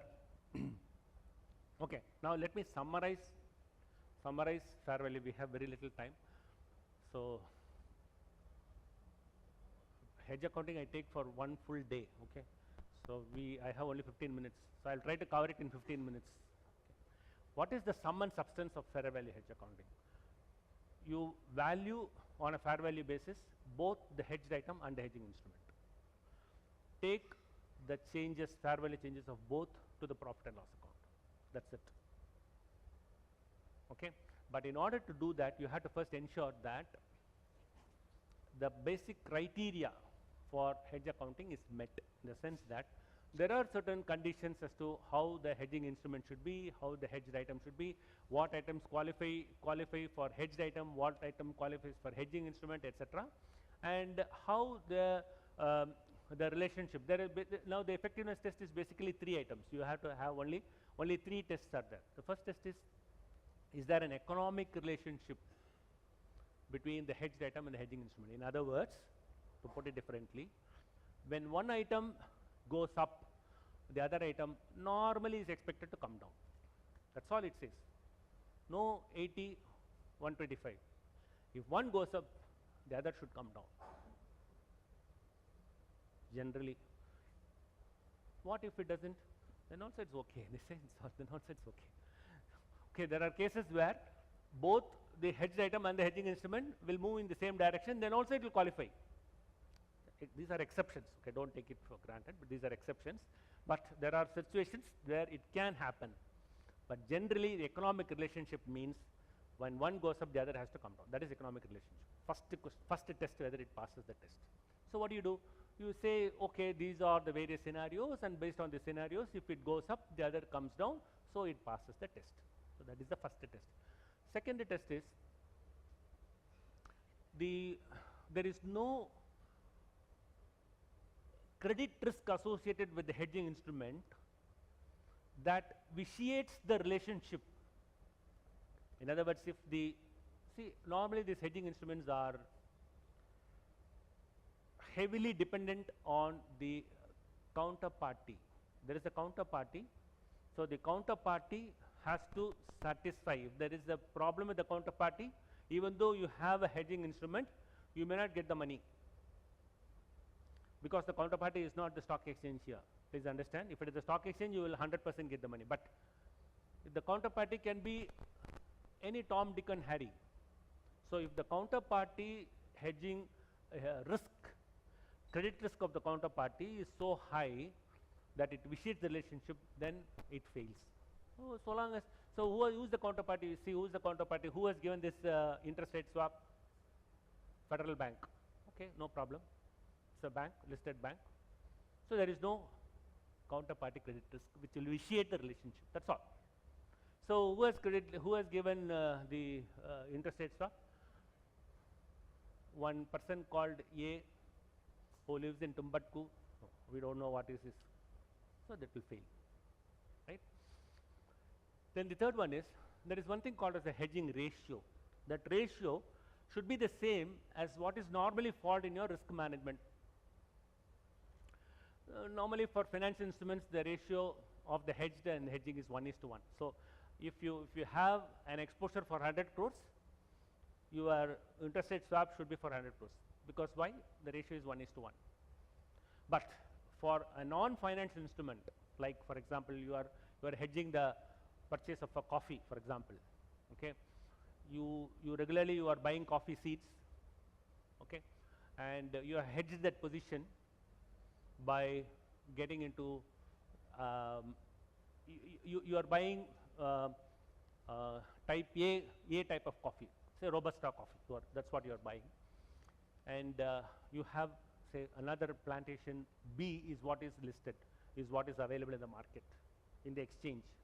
So you hedge it with that, but you find the relationship between these two is not 1:1.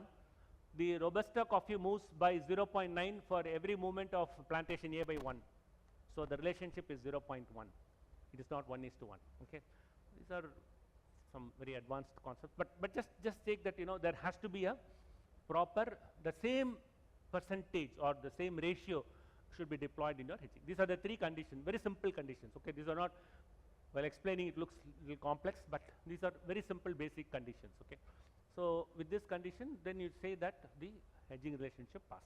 Okay, now we have seen one example in the morning that gives you the exact method by which the fair value hedge accounting is done. So you have a exposure which is an underlying, and you take a interest rate swap which is the derivative instrument. Now the fluctuations in one will be compensated with the fluctuations in the other, because the hedged item will also be measured on a fair value basis. That is the key here.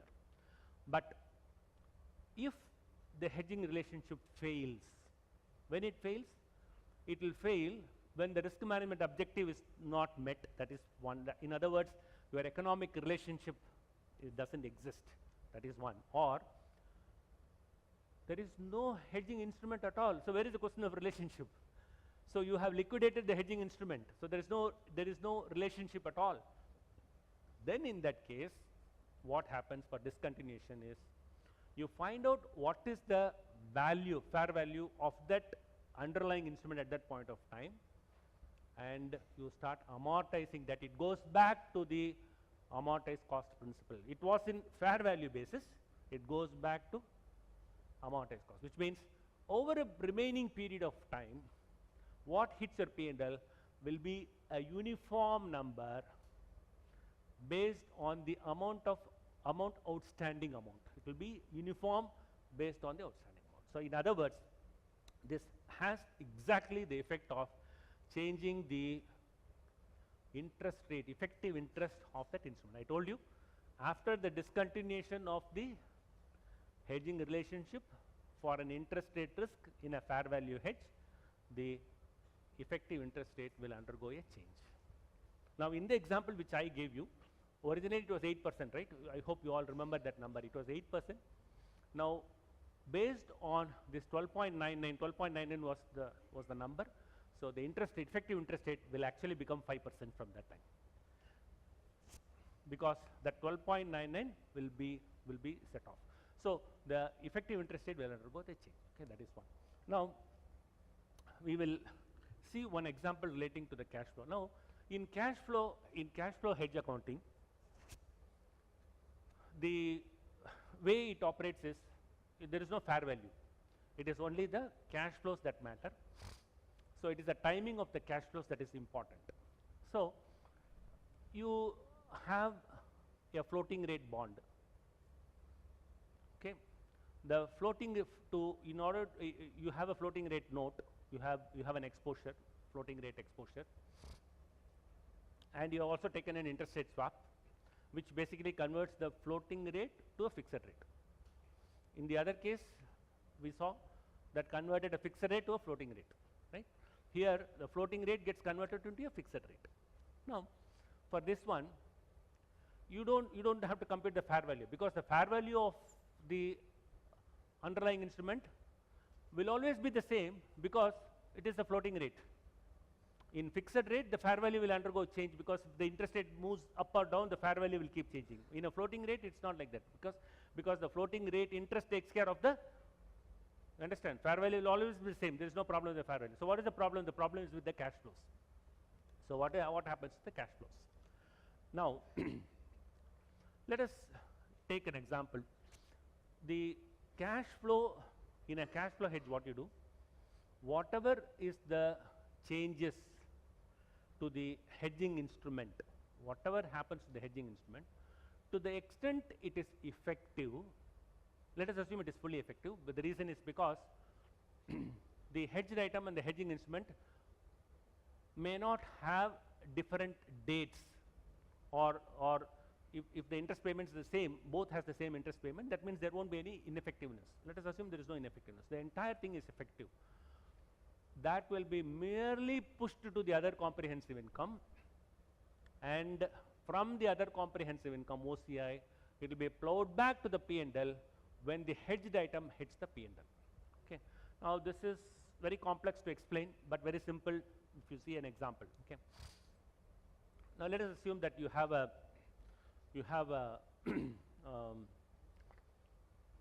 foreign currency bond denoted in US dollars. Okay. And the interest rate is SOFR plus 4.5%, or some benchmark, SOFR or whatever, okay, some benchmark plus 4.5%. That is the rate at which you have to pay. And let us assume at the time of the disbursal of the loan, the FX rate was, say, 81 rupees to a dollar, right? So what is the type of risk that you have? You have a huge FX risk. If the FX goes to 85, now it has already become 85. So the value of your liability will shoot up like anything. And the floating rate, we don't know how SOFR is going to move. If SOFR moves up, you will keep paying more and more interest, right? So what is the way out? So most of these NBFCs have taken this ECBs, foreign currency loans, etc. More or less the same terms. Then what they do is they take a cross currency swap, whereby in a cross currency swap, as per the ISDA convention tells you some basic details about the swaps. It's called International Swap Dealers Association, ISDA. As per the ISDA convention, in a cross currency swap, you take it at 81. The principal, there could be monthly principal, yearly principals, or bullet principal, that one shot, all the stuff. It will get repaid at the same rate. 81 rupees is what it will get repaid. You have to get repaid. So that is covered. So the principal is covered. Principal exchange is covered. The interest part, the swap will fetch you, will give you, provide you interest at the rate of SOFR plus 4.5. Whatever is the same terms which you are paying, it will provide you. And you have to pay in rupee terms 10%, 9%, whatever. So you now have a fixed number, both in terms of principal and in terms of interest. You know, okay, I need to pay interest at the rate of 9%, that's all. Whatever may be the movement to the US dollar, or whatever may be the movement to the SOFR, which is the underlying benchmark rate. Whatever happens to that, I don't care. I only have a fixed commitment of in USD, in INR terms, both the principal and the interest. Okay, now this is so far so good, fine. So you are fully covered. But what happens in your financials? In your financials, every period, every month or every quarter, if you're closing your books every quarter, if you're a listed company, every quarter there will be a fair value of the swap hitting your P&L. Number one. Number two, the value of your liability has got to be restated based on the USD terms. So today it is 81, tomorrow it is 82. Based on 82, you have to restate. So it is going to hit your P&L. So two ways you will be hit. One is the FX rate, gains or losses on FX. The other one is your interest rate, right? So the these are the two things it's going to hit you.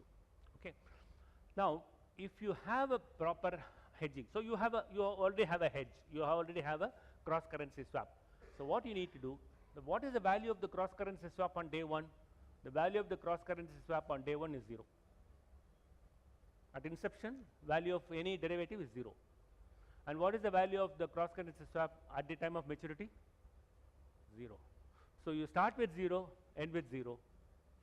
Whatever happens during the time, plus and minus, right? All of those things will be simply pushed to the other comprehensive income. So OCI will keep increasing or decreasing. Finally, OCI will become 0. What is the hit taken by the P&L? 0 hit. So this is what is called hedge. So that is how all these NBFCs which have taken this foreign currency loans, they manage the risk. They get into a cross currency swap, converting USD into a fixed exposure in INR. But it is simple, but you require assessment, ensure that there is no inefficiency.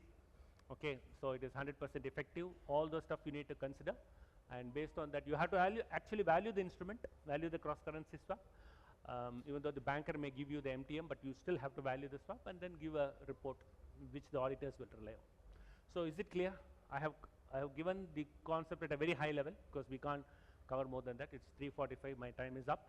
So what we have not covered is 32. We have not covered, and we have not covered the other two items. The lack of, I mean, we have to do justice. We have to do justice to whatever topics we take.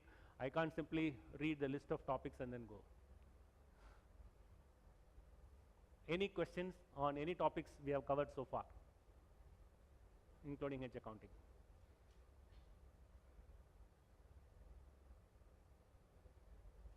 I hope it was useful. So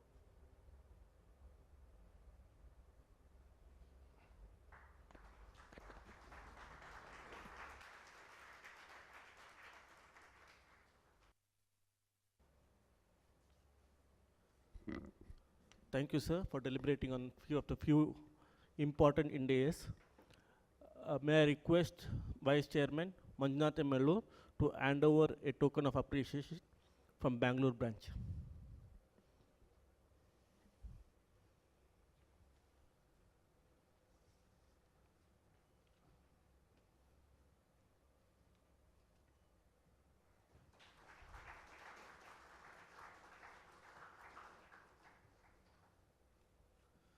We shall now